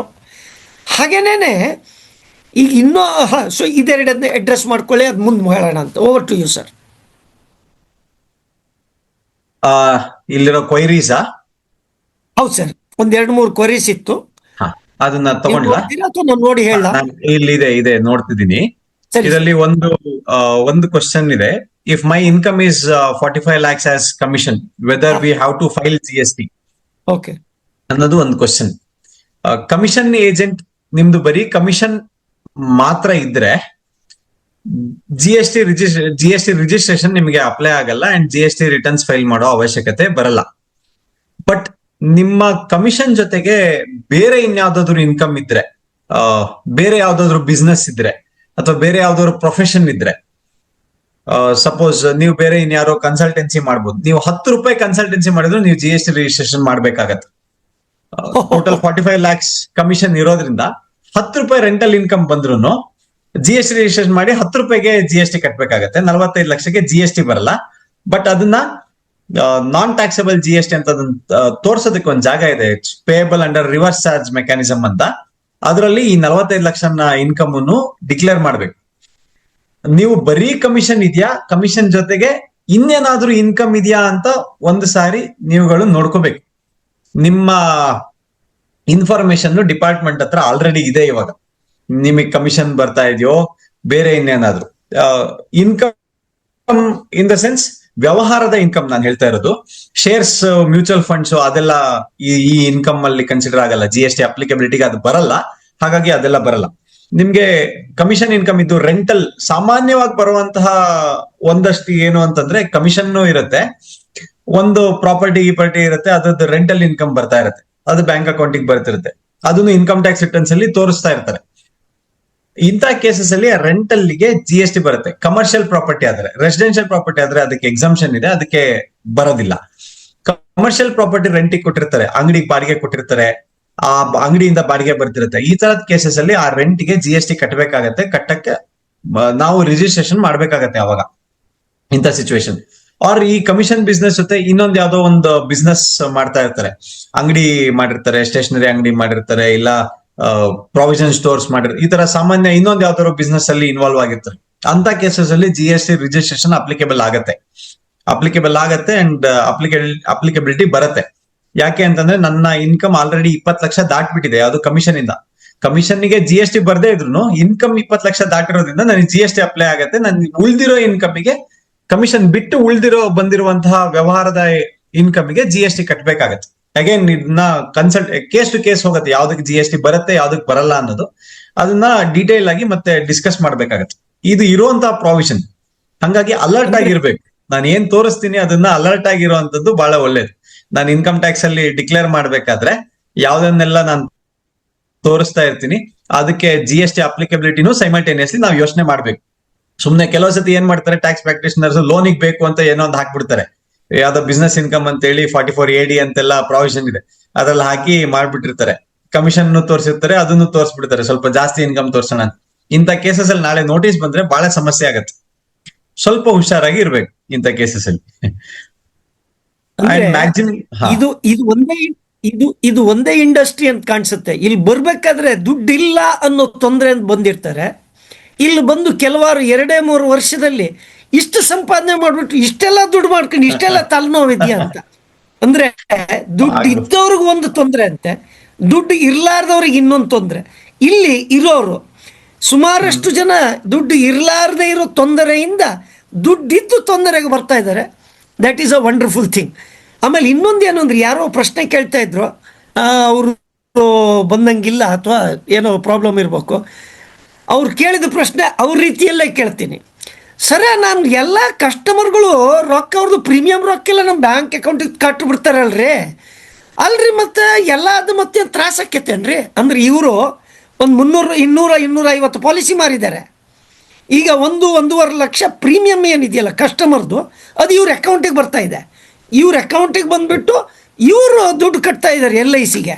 ಯಾಕಂದರೆ ಅವ್ರು ಬೇರೆ ಬೇರೆ ಕಡೆಯಿಂದ ಇರೋರೆಲ್ಲ ಫೋನ್ಪೇ, ಗೂಗಲ್ ಪೇ ಅದೆಲ್ಲ ಮಾಡ್ತಾ ಇದ್ದಂತೆ. ಅದರಿಂದ ಒಂದು ನಿಮಿಷ ಇರಿ, ಇಲ್ಲಿರೋ ಜನರ ಹತ್ರ ಕೇಳೋಣ.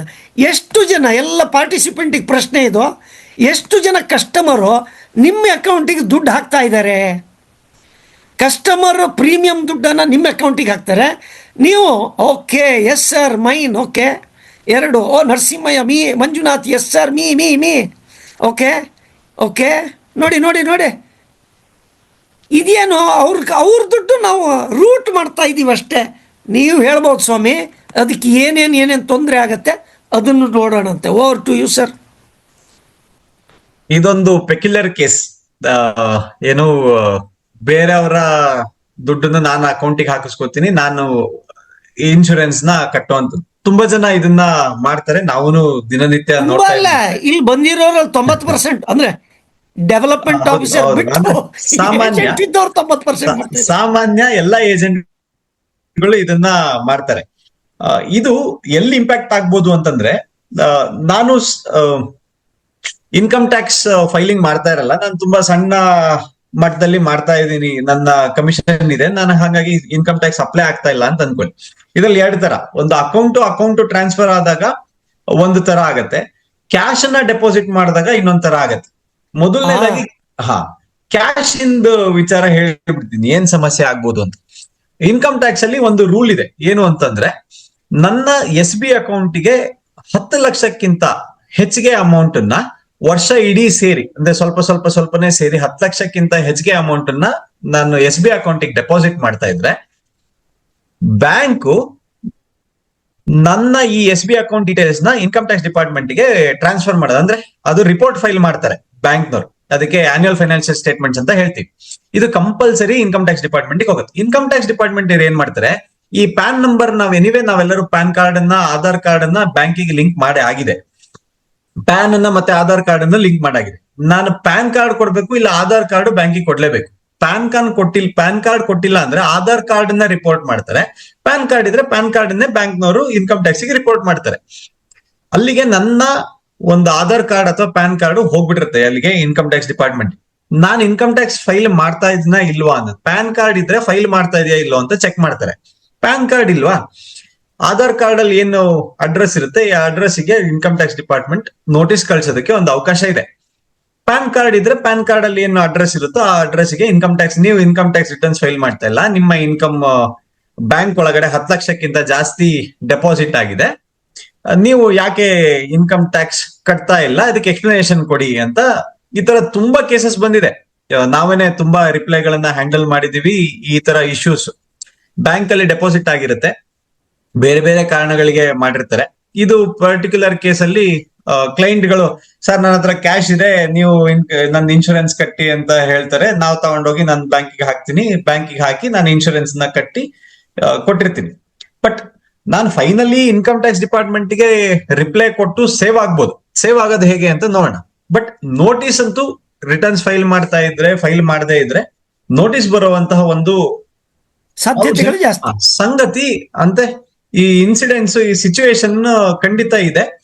ಇದು ಸಮಸ್ಯೆನೂ ಮುಂದಕ್ಕೆ ಆಗ್ಬೋದು. ಬಟ್ ಇದಕ್ಕೆ ಕೇರ್ ತಗೊಂಡ್ರೆ ಇದಕ್ಕೇನ್ ಪ್ರಾಬ್ಲಮ್ ಇಲ್ಲ. ಇದನ್ನ ಮಾಡದೇ ಇರೋದು ಬಹಳ ಒಳ್ಳೇದು. ಡೈರೆಕ್ಟ್ ಆಗಿ ನಿಮ್ಮ ಅಕೌಂಟಿಗೆ ತಗೊಳ್ದೆ ನಿಮ್ಮ ಇಲ್ಲೊಂದು ಪ್ರಶ್ನೆ ಬಂದಿದೆ, ಕ್ಯಾಶ್ ಡೆಪಾಸಿಟ್ ಅಲ್ಲ ಚೆಕ್ ಡೆಪಾಸಿಟ್ ಆಗತ್ತಾ ಅಂತ. ಅದು ಬರ್ತದೆ. ಈ ನೆಕ್ಸ್ಟ್ ಬರ್ತೀನಿ. ಕ್ಯಾಶ್ ಡೆಪಾಸಿಟ್ ಅಲ್ಲಿ ನೋಟಿಸ್ ಬರುತ್ತೆ, ನಾನು ಎಕ್ಸ್ಪ್ಲೈನ್ ಮಾಡ್ಬೇಕು, ಇದೆಲ್ಲ ಒಂದು ಪಾರ್ಟ್. ಯಾಕಂದ್ರೆ ಇದು ಲಾ ಅಲ್ಲೇ ಇರೋದು. ಚೆಕ್ ಡೆಪಾಸಿಟ್ ಗೆ ಈ ತರ ರಿಪೋರ್ಟ್ ಮಾಡೋ ಪ್ರಾವಿಷನ್ ಇಲ್ಲ. ಬಟ್ ನಾನು ಇನ್ಕಮ್ ಟ್ಯಾಕ್ಸ್ ಫೈಲ್ ಮಾಡ್ಬೇಕಾದ್ರೆ ನಾನು ನನ್ನ ಇನ್ಕಮ್ ಮಾತ್ರ ಡಿಕ್ಲೇರ್ ಮಾಡ್ತೀನಿ. ಚೆಕ್ ಡೆಪಾಸಿಟ್ ಮಾಡಿದ್ದೆಲ್ಲ ನಂದಲ್ಲ ಅಂತ ನಾನು ಡಿಕ್ಲೇರ್ ಮಾಡಿರಲ್ಲ. ಸಪೋಸ್ ನಂದು 1 ಕೋಟಿ ಬ್ಯಾಂಕ್ ಅಲ್ಲಿ ಡೆಪಾಸಿಟ್ ಇತ್ತು, ನಾನು 20 ಲಕ್ಷ ಮಾತ್ರ ತೋರಿಸ್ದೆ ಅಂದ್ರೆ ಇನ್ಕಮ್ ಟ್ಯಾಕ್ಸ್ ಯಾವತ್ತಾದ್ರೂ ಈ ತರದ್ದು ವೆರಿಫೈ ಮಾಡಿದಾಗ again there is a difference ಬರುತ್ತೆ. ನಾನು 20 ಲಕ್ಷ ಮಾತ್ರ ರಿಟರ್ನ್ಸ್ ಫೈಲ್ ಮಾಡ್ತಿದ್ದೀನಿ, ಇನ್ಕಮ್ ಟ್ಯಾಕ್ಸ್ ಡೇಟಾ ಇರುತ್ತೆ, ಯಾಕೆ ನೀವು 1 ಕೋಟಿನ ಡಿಕ್ಲೇರ್ ಮಾಡ್ತಾ ಇಲ್ಲ ತೋರಿಸಿ ಅಂತ ನೋಟಿಸ್ ಕೊಡ್ಬೋದು. ಈ ತರದ್ದೆಲ್ಲ ಆಗಿದೆ. ಯಾರದೋ ಒಂದ್ ಕೇಸಲ್ಲಿ ಸಿಕ್ಕಾಕೊಂಡಿರತ್ತೆ. ನಮ್ಮ ದುರಾದೃಷ್ಟಕ್ಕೆ ನಿಮ್ಮ HNI ಕಸ್ಟಮರ್ದು ರೈಡ್ ಆಯ್ತು, ಅವ್ನು ನಿಮಗ್ ದುಡ್ಡು ಕೊಟ್ಟಿದ್ದ, ನಾನು ಸಿಕ್ಕಾಕೊಳ್ಳೋ ಪರಿಸ್ಥಿತಿಗಳು ಮುಂದೆ ಯಾವಾಗಾರು ಬರ್ಬೋದು. ಈ ತರ ಆದಾಗ ನಾನು ಎಕ್ಸ್ಪ್ಲೈನ್ ಮಾಡೋದಕ್ಕೆ ನನ್ನ ಹತ್ರ ಇನ್ಫಾರ್ಮೇಶನ್ ಇರ್ಬೇಕು. ಅಂದ್ರೆ ಮ್ಯಾಕ್ಸಿಮಮ್ ಎಕ್ಸ್ಟೆಂಟ್ ಡೆಪಾಸಿಟ್ ಮಾಡಬೇಡಿ, ದಯವಿಟ್ಟು ಡೈರೆಕ್ಟ್ ಆಗಿ ಕಟ್ಟುವಂತಹ ಪ್ರಾಕ್ಟೀಸ್ ಬಹಳ ಒಳ್ಳೇದು. ಅದರಲ್ಲಿ ಕ್ಯಾಶ್ ಮಾತ್ರ ಯಾವ ಕಾರಣಕ್ಕೂ ಡೆಪಾಸಿಟ್ ಮಾಡಿಸ್ಬೇಡಿ, ಯಾಕೆಂದ್ರೆ ಪ್ರೂವ್ ಮಾಡೋದು ಬಹಳ ಕಷ್ಟ ಆಗತ್ತೆ. ಅಕೌಂಟ್ ಇಂದ ಟ್ರಾನ್ಸ್ಫರ್ ಆಗಿದ್ರೆ ನಾನು ಈ ಅಕೌಂಟ್ ಇವರಿಂದ ಬಂತು ಅಂತ ತೋರ್ಸೋದಕ್ಕೆ ನನಗೊಂದು ಆಪರ್ಚುನಿಟಿ ಇರುತ್ತೆ. ಚೆಕ್ ಕ್ರಾಸ್ ಚೆಕ್ ಇರಬೇಕು, ಅಕೌಂಟ್ ಪೇ ಚೆಕ್ ಇದ್ರೆ ಪರವಾಗಿಲ್ಲ ಡೆಪಾಸಿಟ್ ಮಾಡ್ಕೊಳ್ಳಿ. ಬಟ್ ಅವಾಗ ನನಗೆ ಇವರಿಂದ ಅಂದ್ರೆ ಇಂಥವ್ರಿಂದ ದುಡ್ಡು ಬಂದಿದೆ ಅಂತ ನಾಳೆ ಇನ್ಕಮ್ ಟ್ಯಾಕ್ಸ್ ಅವರು ಇಲ್ಲ GST ಅವರು ಯಾರು ಕೇಳಿದಾಗ ನಾನು ಎಕ್ಸ್ಪ್ಲೈನ್ ಮಾಡ್ಲಿಕ್ಕೆ ಸಾಧ್ಯ ಆಗತ್ತೆ. ಹಾಗಾಗಿ cross account pay cheque or NEFT RTGS transfer ಆದ್ರೆ ಸ್ವಲ್ಪ ಮಟ್ಟಿಗೆ ನಾನು ಸೇಫ್ ಆಗಿರ್ತೀನಿ. ಇದಿಷ್ಟೇ ಸಾಕಾಗಲ್ಲ. ಪ್ರತಿ ಒಂದು ಪೇಮೆಂಟಿಗೂ ಏನ್ ದುಡ್ಡು ಬಂದಿದೆ, 2.5 ಲಕ್ಷ ರೂಪಾಯಿ ಬಂದಿದೆ ಅಂತಂದ್ರೆ ಅದೇ 2.5 ಲಕ್ಷ ರೂಪಾಯಿ ನಾನು ಕಟ್ಟಿರ್ತೀನಲ್ಲ ನನ್ನ ಕ್ಲೈಂಟ್ ಪರವಾಗಿ, ಆ ರಿಸಿಪ್ಟ್ ನ ಮೇಂಟೈನ್ ಮಾಡಿ ದಯವಿಟ್ಟು. ನೀವೊಂದು 3 ಜನ ಕಟ್ಟಿದ್ರೆ ಆ ರಿಸಿಪ್ಟ್ ಗಳನ್ನ ನೀವು ಮೇಂಟೈನ್ ಮಾಡಿ. ಅವಾಗ ಏನಾಗತ್ತೆ, ನಾನು ನಿಮ್ಮ ಪರವಾಗಿ ಮಾಡ್ಕೊಟ್ಟಿದೀನಿ, ಹಂಗಾಗಿ ನನಗೆ ಇದಕ್ಕೆ ಇನ್ಕಮ್ ಅಲ್ಲ, ಇದಕ್ಕೆ ಟ್ಯಾಕ್ಸ್ ಬರಲ್ಲ ಅಂತ ಹೇಳೋದಕ್ಕೆ ಪ್ರೂವ್ ಮಾಡೋದಕ್ಕೆ ಸಾಕಾಗತ್ತೆ. ಓಕೆ. ಸೊ ಇದನ್ನ ಎಸ್ ಬಿ ಅಕೌಂಟ್ ಅಥವಾ ಈಗ ಏನದು ಇನ್ನೊಂದು ಯಾವ್ದು ರೆಗ್ಯುಲರ್ ಅಕೌಂಟ್, ಕರೆಂಟ್ ಅಕೌಂಟ್ ಅಲ್ಲಿ ಇದ್ರ ತೊಂದರೆ ಇದೆಯಾ ಅಂತ ಇನ್ನೊಂದು. ಕರೆಂಟ್ ಅಕೌಂಟಿಗೂ 50 ಲಕ್ಷದ ಮೇಲೆ ಕ್ಯಾಶ್ ಡೆಪಾಸಿಟ್ ಆದ್ರೆ ಅಥವಾ ವಿಡ್ರಾ ಆದ್ರೆ ಅವಾಗ್ಲೂ ರಿಪೋರ್ಟ್ ಆಗತ್ತೆ. ಅದು 50 ಲಕ್ಷ ಲಿಮಿಟ್. ಯಾಕಂದ್ರೆ ಬಿಸ್ನೆಸ್ ಮಾಡೋರು 10 ಲಕ್ಷ 20 ಲಕ್ಷ ಆಗ್ತಾನೆ ಇರುತ್ತೆ. ಹಾಗಾಗಿ ಅದ್ರ ಲಿಮಿಟ್ ಅನ್ನು 50 ಲಕ್ಷ ಮಾಡಿದೆ ಗವರ್ಮೆಂಟ್. SB ಅಕೌಂಟ್ 10 ಲಕ್ಷನ ಲಿಮಿಟ್ ಮಾಡಿದೆ ರಿಪೋರ್ಟಿಂಗ್. ನೀವು ನಿಮ್ಮ ಕ್ಯಾಶ್ ಅನ್ನ ಡೆಪಾಸಿಟ್ ಮಾಡಿ ನೀವು ಅದಕ್ಕೆ ಇನ್ಕಮ್ ಟ್ಯಾಕ್ಸ್ ಕಟ್ಟಿಬಿಟ್ರೆ, ನೋಟಿಸ್ ಬಂದ್ರು ನಾನು ಇದಕ್ಕೆ ಎಲ್ಲದು ಇನ್ಕಮ್ ಇದೆ, ನಾನು ಅದಕ್ಕೆ ಟ್ಯಾಕ್ಸ್ ಕಟ್ಟಿದ್ದೀನಿ ಅಂತ ಹೇಳ್ಕೊತೀನಿ. ನಾನ್ ಕಟ್ಟದೇ ಇದ್ದಾಗ ನಾನು ಎಕ್ಸ್ಪ್ಲೈನ್ ಮಾಡ್ಬೇಕು, ಇದು ನಂದಲ್ಲ, ಯಾಕೆ ನನ್ನ ಇನ್ಕಮ್ ಅಲ್ಲ ಅಂತ ಎಕ್ಸ್ಪ್ಲೈನ್ ಮಾಡ್ಬೇಕು. ಅವಾಗ ಪ್ರೂಫ್ ಕೇಳ್ತಾರೆ, ನಿಂದ ಯಾಕಲ್ಲ ಪ್ರೂವ್ ಮಾಡಪ್ಪ ಅಂತ. ಕ್ಯಾಶ್ ಅನ್ನ ಡೆಪಾಸಿಟ್ ಮಾಡಿದ್ರೆ ನನ್ನ HNI ಕ್ಲೈಂಟ್ ಇದಾರಲ್ಲ, ಅವ್ರು ನಾಳೆ ನಾನ್ ಕೊಟ್ಟೆ ಕ್ಯಾಶ್ ಅಂತ ಹೇಳಕ್ ಆಗಲ್ಲ. ಅವ್ರು ಹೇಳಲ್ಲ ಸಾಮಾನ್ಯ ಬಂದು, ಯಾಕೆಂತಂದ್ರೆ ಅವ್ರ ಕೈಯಲ್ಲಿ ಕ್ಯಾಶ್ ಕೊಟ್ಟಿರ್ತಾರೆ. ಅಂಡ್ ಇನ್ನೊಂದು ಪ್ರಾವಿಷನ್ ಇದೆ, ನಾನು 2 ಲಕ್ಷಕ್ಕಿಂತ ಹೆಚ್ಚಿಗೆ ಅಂದ್ರೆ 1,99,999 ರೂಪಾಯಿ ತನಕ ಬೇರೆಯವರಿಂದ ಕ್ಯಾಶ್ ತಗೋಬಹುದು. 2 ಲಕ್ಷ ಅಥವಾ ಅದಕ್ಕಿಂತ ಹೆಚ್ಚಿಗೆ ನಾನು ಬೇರೆ ಯಾರಿಂದನೂ ಕ್ಯಾಶ್ ತಗೊಳಕ್ ಬರಲ್ಲ. ಕ್ಯಾಶ್ ತಗೊಂಡೆ, ಇವರಿಂದ 2 ಲಕ್ಷ ಕ್ಯಾಶ್ ತಗೊಂಡೆ, 2.5 ಲಕ್ಷ ಕ್ಯಾಶ್ ತಗೊಂಡು ಬ್ಯಾಂಕಿಗೆ ಹಾಕಿದ್ದೀನಿ ಅಂತ ಇನ್ಕಮ್ ಟ್ಯಾಕ್ಸ್ ರಿಪೋರ್ಟ್ ಮಾಡಿದ್ರು, ನಾನು ಇನ್ಕಮ್ ಟ್ಯಾಕ್ಸ್ ಎಕ್ಸ್ಪ್ಲೈನ್ ಮಾಡಿದ್ರು, ಇನ್ಕಮ್ ಟ್ಯಾಕ್ಸ್ ನನಗೆ ಅಷ್ಟೇ ಅಮೌಂಟ್ ಆಫ್ ಪೆನಾಲ್ಟಿ ಹಾಕ್ಬೋದು. 2.5 ಲಕ್ಷ ರೂಪಾಯಿ ತಗೊಂಡಿದ್ರೆ 2.5 ಲಕ್ಷ ರೂಪಾಯಿ ಪೆನಾಲ್ಟಿ ಹಾಕ್ಬೋದು ಇನ್ಕಮ್ ಟ್ಯಾಕ್ಸ್. ಹಂಗಾಗಿ ನಾನು ಅದನ್ನ ಎಕ್ಸ್ಪ್ಲೈನ್ ಮಾಡಕ್ಕಾಗಲ್ಲ. ಓಕೆ, ಹೇಳಿದ್ರೆ ಇನ್ನೂ ಜಾಸ್ತಿ ಆಗುತ್ತೆ ಟ್ಯಾಕ್ಸ್ ಕಟ್ಟು, ಪೆನಾಲ್ಟಿ ಕಟ್ಟೋದು.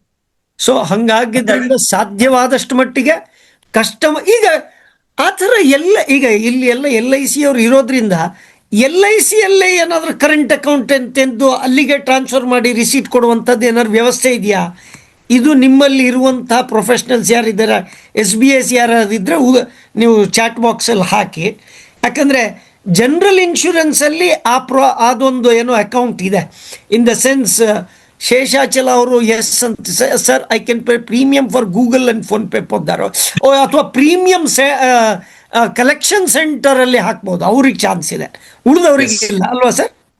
ಅಲ್ಲಿ ನನ್ ಗೊತ್ತಿರೋ ಪ್ರಕಾರ ಆತರ ಕಲೆಕ್ಷನ್ ಸೆಂಟರ್ ಡೈರೆಕ್ಟ್ ಡೆಪಾಸಿಟ್ ಮಾಡಿಸಬಹುದು ತಗೊಂಡೋಗಿ, ತಗೊಂಡ್ಬರ್ಬೋದು.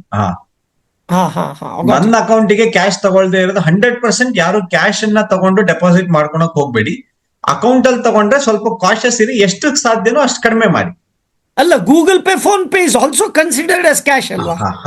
ಇಲ್ಲ, ಗೂಗಲ್ ಪೇ ಫೋನ್ ಪೇ ಅದನ್ನ ಟ್ರ್ಯಾಕ್ ಮಾಡಕ್ ಆಗೋದ್ರಿಂದ ಅದು ಕ್ಯಾಶ್ ಅಂತ ಕನ್ಸಿಡರ್ ಆಗಲ್ಲ.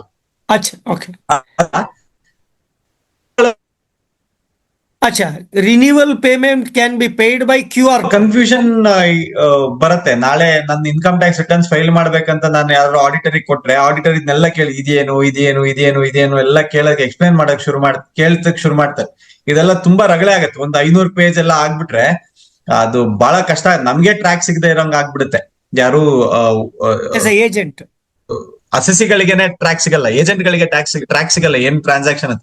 ಹಂಗಾಗಿ ಅಷ್ಟೊಂದೆಲ್ಲ ಮಾಡದೇ ಇರೋದು ಬಹಳ ಒಳ್ಳೇದು. ಇಲ್ಲ ಅದಕ್ಕೆ ಸಪರೇಟ್ ಒಂದು ಅಕೌಂಟ್ ಮಾಡ್ಕೊಂಡು ಅದ್ರೊಳಗಡೆ ಬರುತ್ತೆ ಹೋಗುತ್ತೆ, ಫೈನಲ್ ಅಮೌಂಟ್ ಝೀರೋನೇ ಮೇಂಟೈನ್ ಮಾಡಿದ್ರೆ ಆಯ್ತು. ಆತರ ಅದನ್ನ ಕರೆಂಟ್ ಅಕೌಂಟ್ ತರ ಅದು ಬರೀ ಅದಕ್ಕೋಸ್ಕರ ಮಾಡ್ಕೊಂಡು ಆತರ ತುಂಬಾ ಜನ ಮಾಡ್ತಾರೆ. ಇದಕ್ಕೋಸ್ಕರನೇ ಒಂದ್ ಸಪರೇಟ್ ಅಕೌಂಟ್ ಇಡ್ತಾರೆ, ಈ ಅಕೌಂಟಿಗೆ ಹಾಕಿಸ್ಕೋತಾರೆ, ಅಲ್ಲಿಂದ ಪೇಮೆಂಟ್ ಮಾಡ್ತಾರೆ. ಆ ರಿಸಿಪ್ಟ್ ಒಂದ್ ಕಾಪಿ ಕ್ಲೈಂಟಿಗೆ ಕೊಡ್ತಾರೆ, ಇವ್ರ ಒಂದ್ ಕಾಪಿ ಇಟ್ಕೊಂಡಿರ್ತಾರೆ ಫೈಲರ್ ರೆಫರೆನ್ಸಿಗೆ. ಆತರ ತುಂಬಾ ಜನ ನಾವು ನಮ್ ಕ್ಲೈಂಟಿಗೆ ಅಡ್ವೈಸ್ ಮಾಡಿದೀವಿ. ಓಕೆ. ಸೊ ಇದೇ ವಿಷಯದಲ್ಲಿ ನಾವು ಸುಮಾರು ಹೊತ್ತು ಕಳೆದ್ವಲ್ಲ. ಓಕೆ, ಅದು ಯಾವುದೇ ಪೇಮೆಂಟ್ ಇರಲಿ ನಿಮ್ಮ ಅಕೌಂಟಿಗೆ ಬಂತು ಅಂತಂದ್ರೆ ನೀವು ಎಕ್ಸ್ಪ್ಲೇನ್ ಮಾಡಬೇಕು. ಸೀದಾ LIC ಅಕೌಂಟ್ ಹೋಯ್ತಂದ್ರೆ ತಲೆನೋವಿಲ್ಲ. Am I right in saying so sir? Yes 100% right. So ಸಾಧ್ಯವಾದಷ್ಟು ಇದನ್ನ ನಿಮ್ಮ ಕಸ್ಟಮರಿಗೆ ಎಜುಕೇಟ್ ಮಾಡಕ್ ಶುರು ಮಾಡಿ, ಅದು ಇವತ್ತಿನ ದಿವಸದಲ್ಲಿ ಆಗ್ತಾ ಇರ್ಬೋದು. ಬರೋ ದಿವಸಗಳಲ್ಲಿ ನಿರ್ಮಲಾ ಸೀತಾರಾಮನ್ ಅವರು ಅಥವಾ ಬರೋ ಇನ್ಯಾರು ಫೈನಾನ್ಸ್ ಮಿನಿಸ್ಟ್ರು ಹೆಂಗೆ ಟೈಟ್ ಮಾಡ್ತಾರೆ ಗೊತ್ತಿಲ್ಲ. ಸಾಧ್ಯವಾದಾಗ ನಾವು ಆ ಗಾಳಿ ಯಾವ ಕಡೆ ಬೀಸ್ತಾ ಇರೋದಂತ ನೋಡಿಬಿಟ್ಟು ಸಾಧ್ಯವಾದಷ್ಟು ಮಟ್ಟಿಗೆ. ಆಮೇಲೆ ಮತ್ತೊಂದು ಪ್ರಾಬ್ಲಮ್ ಅಂದರೆ ಎಲ್ಲ ಇವ್ರದ್ದು ವೈಟ್ ಇನ್ಕಮ್ಮು, ಇವ್ರು ಸೇಲ್ ಮಾಡ್ತಾ ಇರೋದು ಬ್ಲ್ಯಾಕ್ ಇನ್ಕಮ್ ಇರೋರಿಗೆ. ಬ್ಲ್ಯಾಕ್ ಇನ್ಕಮ್ ಇರೋರಿಗೆ ಅದನ್ನು ವೈಟ್ ಮಾಡೋ ರೀತಿ ನಮಗಿಂತ ಚೆನ್ನಾಗಿ ಗೊತ್ತಿರೋದ್ರಿಂದ ಒಂದು ಸ್ವಲ್ಪ ಜಾಗೃತಿಯಾಗಿರೋದು ಉತ್ತಮ ಅಂತ ಕಾಣಿಸುತ್ತೆ ಅಲ್ವಾ? ಈಗ ಅದು ಆತರ ಬ್ಲ್ಯಾಕ್ ಇಂದ ವೈಟ್ ಮಾಡೋದು ಇನ್ಶೂರೆನ್ಸ್ ಅಲ್ಲೆಲ್ಲ ಆಗಲ್ಲ. ಆಗಲ್ವಾ? ಓಕೆ. ಅದು ರಿಪೋರ್ಟ್ ಆಗತ್ತೆ. ಅದನ್ನು ಕೂಡ ಇನ್ಶೂರೆನ್ಸ್ ಕೂಡ ಇನ್ಶೂರೆನ್ಸ್ ಕಂಪನಿನೂ ಕೂಡ ರಿಪೋರ್ಟ್ ಮಾಡೋದಕ್ಕೆ ಪ್ರಾವಿಷನ್ ಇದೆ. ಹೇಗೆ ಬ್ಯಾಂಕ್ ಗಳು ರಿಪೋರ್ಟ್ ಮಾಡುತ್ತೆ ಅದೇ ತರ ಇನ್ಶೂರೆನ್ಸ್ ಕಂಪನೀಸ್ ಕೂಡ ರಿಪೋರ್ಟ್ ಮಾಡ್ತಾರೆ. ಇನ್ಶೂರೆನ್ಸ್ ಪ್ರೀಮಿಯಂ 50,000ಕ್ಕಿಂತ ಹೆಚ್ಚಿಗೆ ಇದ್ರೆ ಪ್ಯಾನ್ ನಂಬರ್ ಕಂಪಲ್ಸರಿ ತಗೊಂತಾರೆ insurance companies. Okay. And 5 lakh 2.5 ಲಕ್ಷಕ್ಕಿಂತ ಜಾಸ್ತಿ ಇದ್ರೆ ಎಲ್ಲಿ ಪ್ಯಾನ್ ನಂಬರ್ ಇಲ್ದೇ ಇರೋ ಕೇಸಸ್ ಅಲ್ಲಿ ಆ ಟ್ರಾನ್ಸಾಕ್ಷನ್ ಇನ್ಕಮ್ ಟ್ಯಾಕ್ಸ್ ರಿಪೋರ್ಟ್ ಆಗತ್ತೆ. ಪ್ಯಾನ್ ನಂಬರ್ ಇರೋ ಕೇಸಸ್ ಅಲ್ಲಿ 5 ಲಕ್ಷಕ್ಕಿಂತ ಅಗ್ರಿಗೇಟ್ ಪ್ರೀಮಿಯಂ ಅಮೌಂಟ್ ಆ ವರ್ಷದ್ದು 5 ಲಕ್ಷಕ್ಕಿಂತ ಎಕ್ಸೀಡ್ ಇದ್ರೆ ಅದನ್ನು ಕೂಡ ಇನ್ಕಮ್ ಟ್ಯಾಕ್ಸ್ ಗೆ ಇನ್ಶೂರೆನ್ಸ್ ಕಂಪನಿನೇ ರಿಪೋರ್ಟ್ ಮಾಡ್ಬೇಕು. ಹಾಗಾಗಿ ಈ ಬ್ಲ್ಯಾಕ್ ಅನ್ನ ಇಟ್ಕೊಳಕ್ ಬರೋದು, ಯಾಕೆಂದ್ರೆ ಇನ್ಶೂರೆನ್ಸ್ ಕಟ್ಟಿದ ತಕ್ಷಣ ಅಲ್ಲಿ ರಿಪೋರ್ಟ್ ಆಗತ್ತೆ. ಹಾಗಾಗಿ ಯಾರು ಅಂತ ಸಾಹಸ ಕೈ ಹಾಕಲ್ಲ ಇವಾಗ. Fair enough sir. ಇನ್ಯಾವುದೋ ಒಂದು ಪ್ರಶ್ನೆ ಬಂದಿದೆ. For insurance ಪ್ರೊಫೆಷನರ್ like LIC, health and motor commission, service tax ಏನಾದ್ರು ಅಪ್ಲೈ ಆಗತ್ತಾ ಅಂತ ಕೇಳ್ತಾ ಇದ್ದಾರೆ.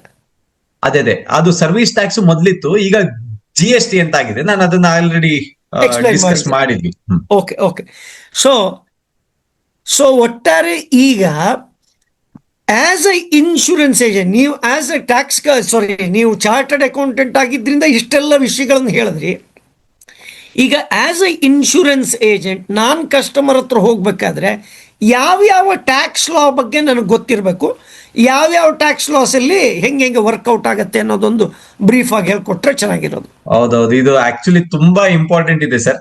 ನಮ್ಮ ಹತ್ರನೇ ಬರ್ತಾರೆ, ನಿಮಗೆ ಟ್ಯಾಕ್ಸ್ ಎಕ್ಸಂಪ್ಷನ್ ಸಿಕ್ಬಿಡುತ್ತೆ ಸರ್, ಒಂದು ಇನ್ಶೂರೆನ್ಸ್ ಮಾಡಿ ಅಂತ ಹೇಳ್ಬಿಡ್ತಾರೆ.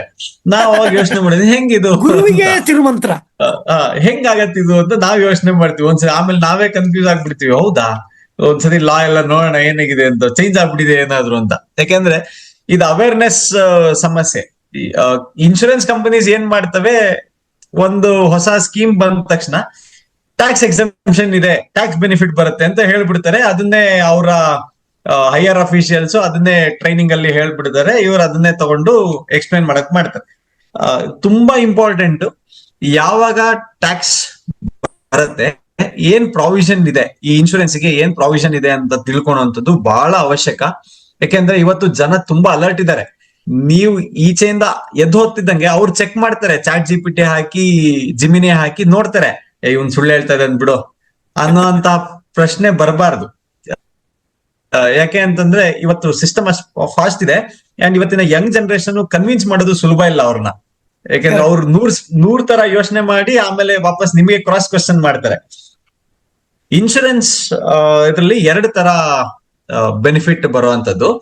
ಒಂದು, ಪ್ರೀಮಿಯಂ ಏನ್ ಕಟ್ತೀನಿ ಅದಕ್ಕೆ ಡಿಡಕ್ಷನ್ಸ್. ಮೊದಲು ನಾವು 80 ನೀವು C ಡಿಡಕ್ಷನ್ ಅಂತ ಕರಿತಾ ಇದ್ರಿ, ಈಗ ಅದು ಶೆಡ್ಯೂಲ್ 15 ಅಂತ ಇನ್ಕಮ್ ಟ್ಯಾಕ್ಸ್ ಹೊಸ ಆಕ್ಟ್ ಬಂದಿದೆ ನಮ್ಗೆ 2025 we have new income tax act. ಅದರಲ್ಲಿ ಯಾವುದೇ ಪ್ರಾವಿಷನ್ ಗಳು ಏನು ಚೇಂಜ್ ಆಗಿಲ್ಲ. ಹಳೆ ಪ್ರಾವಿಷನ್ ಏನಿದೆ ಅದನ್ನೇ ಕಾಪಿ ಪೇಸ್ಟ್ ಮಾಡಿದ್ದಾರೆ, ತಗೊಂಡ್ ಬಂದಿದ್ದಾರೆ.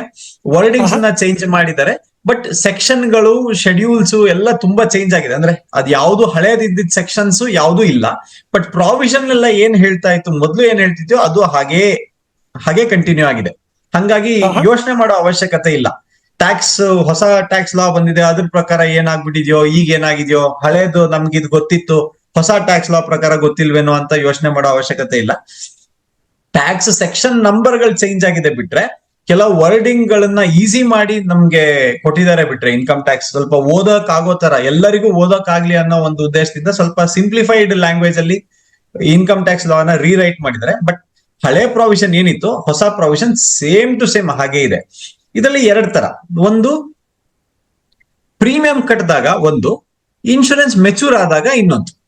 ನಾವು ನಾರ್ಮಲಿ ತಿಳ್ಕೊಬೇಕಾಗಿರೋದು ಇದು ಎಲ್ಲರಿಗೂ ಗೊತ್ತಿರುತ್ತೆ. ಪ್ರೀಮಿಯಂ ಕಟ್ಟಿದಾಗ 80C ಡಿಡಕ್ಷನ್ ಇತ್ತು ಅಂತ ಮೊದಲೇ ಹೇಳ್ತಿದ್ರು, ಈಗ ಅದು ಶೆಡ್ಯೂಲ್ ಚೇಂಜ್ ಆಗಿದೆ.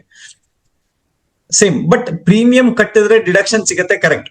ಅದರಲ್ಲಿ ಒಂದು ವಿಚಾರ ಏನಿದೆ, ಇನ್ಶೂರೆನ್ಸ್ ಪ್ರೀಮಿಯಂ ನನ್ನ ಟೋಟಲ್ ಸಮ್ ಅಶ್ಯೂರ್ಡ್ ಏನಿರುತ್ತೆ, ಟೋಟಲ್ ಕ್ಯಾಪಿಟಲ್ ಸಮ್ ಅಶ್ಯೂರ್ಡ್ ಏನಿದೆ 10% ಅದಕ್ಕಿಂತ ಕಮ್ಮಿನೇ ಇರ್ಬೇಕು. ಸಪೋಸ್ 1 ಕೋಟಿ ಇನ್ಶೂರೆನ್ಸ್ ಸಮ್ ಅಶ್ಯೂರ್ಡ್ ಮಾಡಿಸಿದೀನಿ ಅಂತಂದ್ರೆ 10 ಲಕ್ಷದೊಳಗಡೆ ಪ್ರೀಮಿಯಂ ಇರಬೇಕು ನಂದು, ಅವಾಗ ಮಾತ್ರ ನನಗೆ ಡಿಡಕ್ಷನ್ ಸಿಗತ್ತೆ.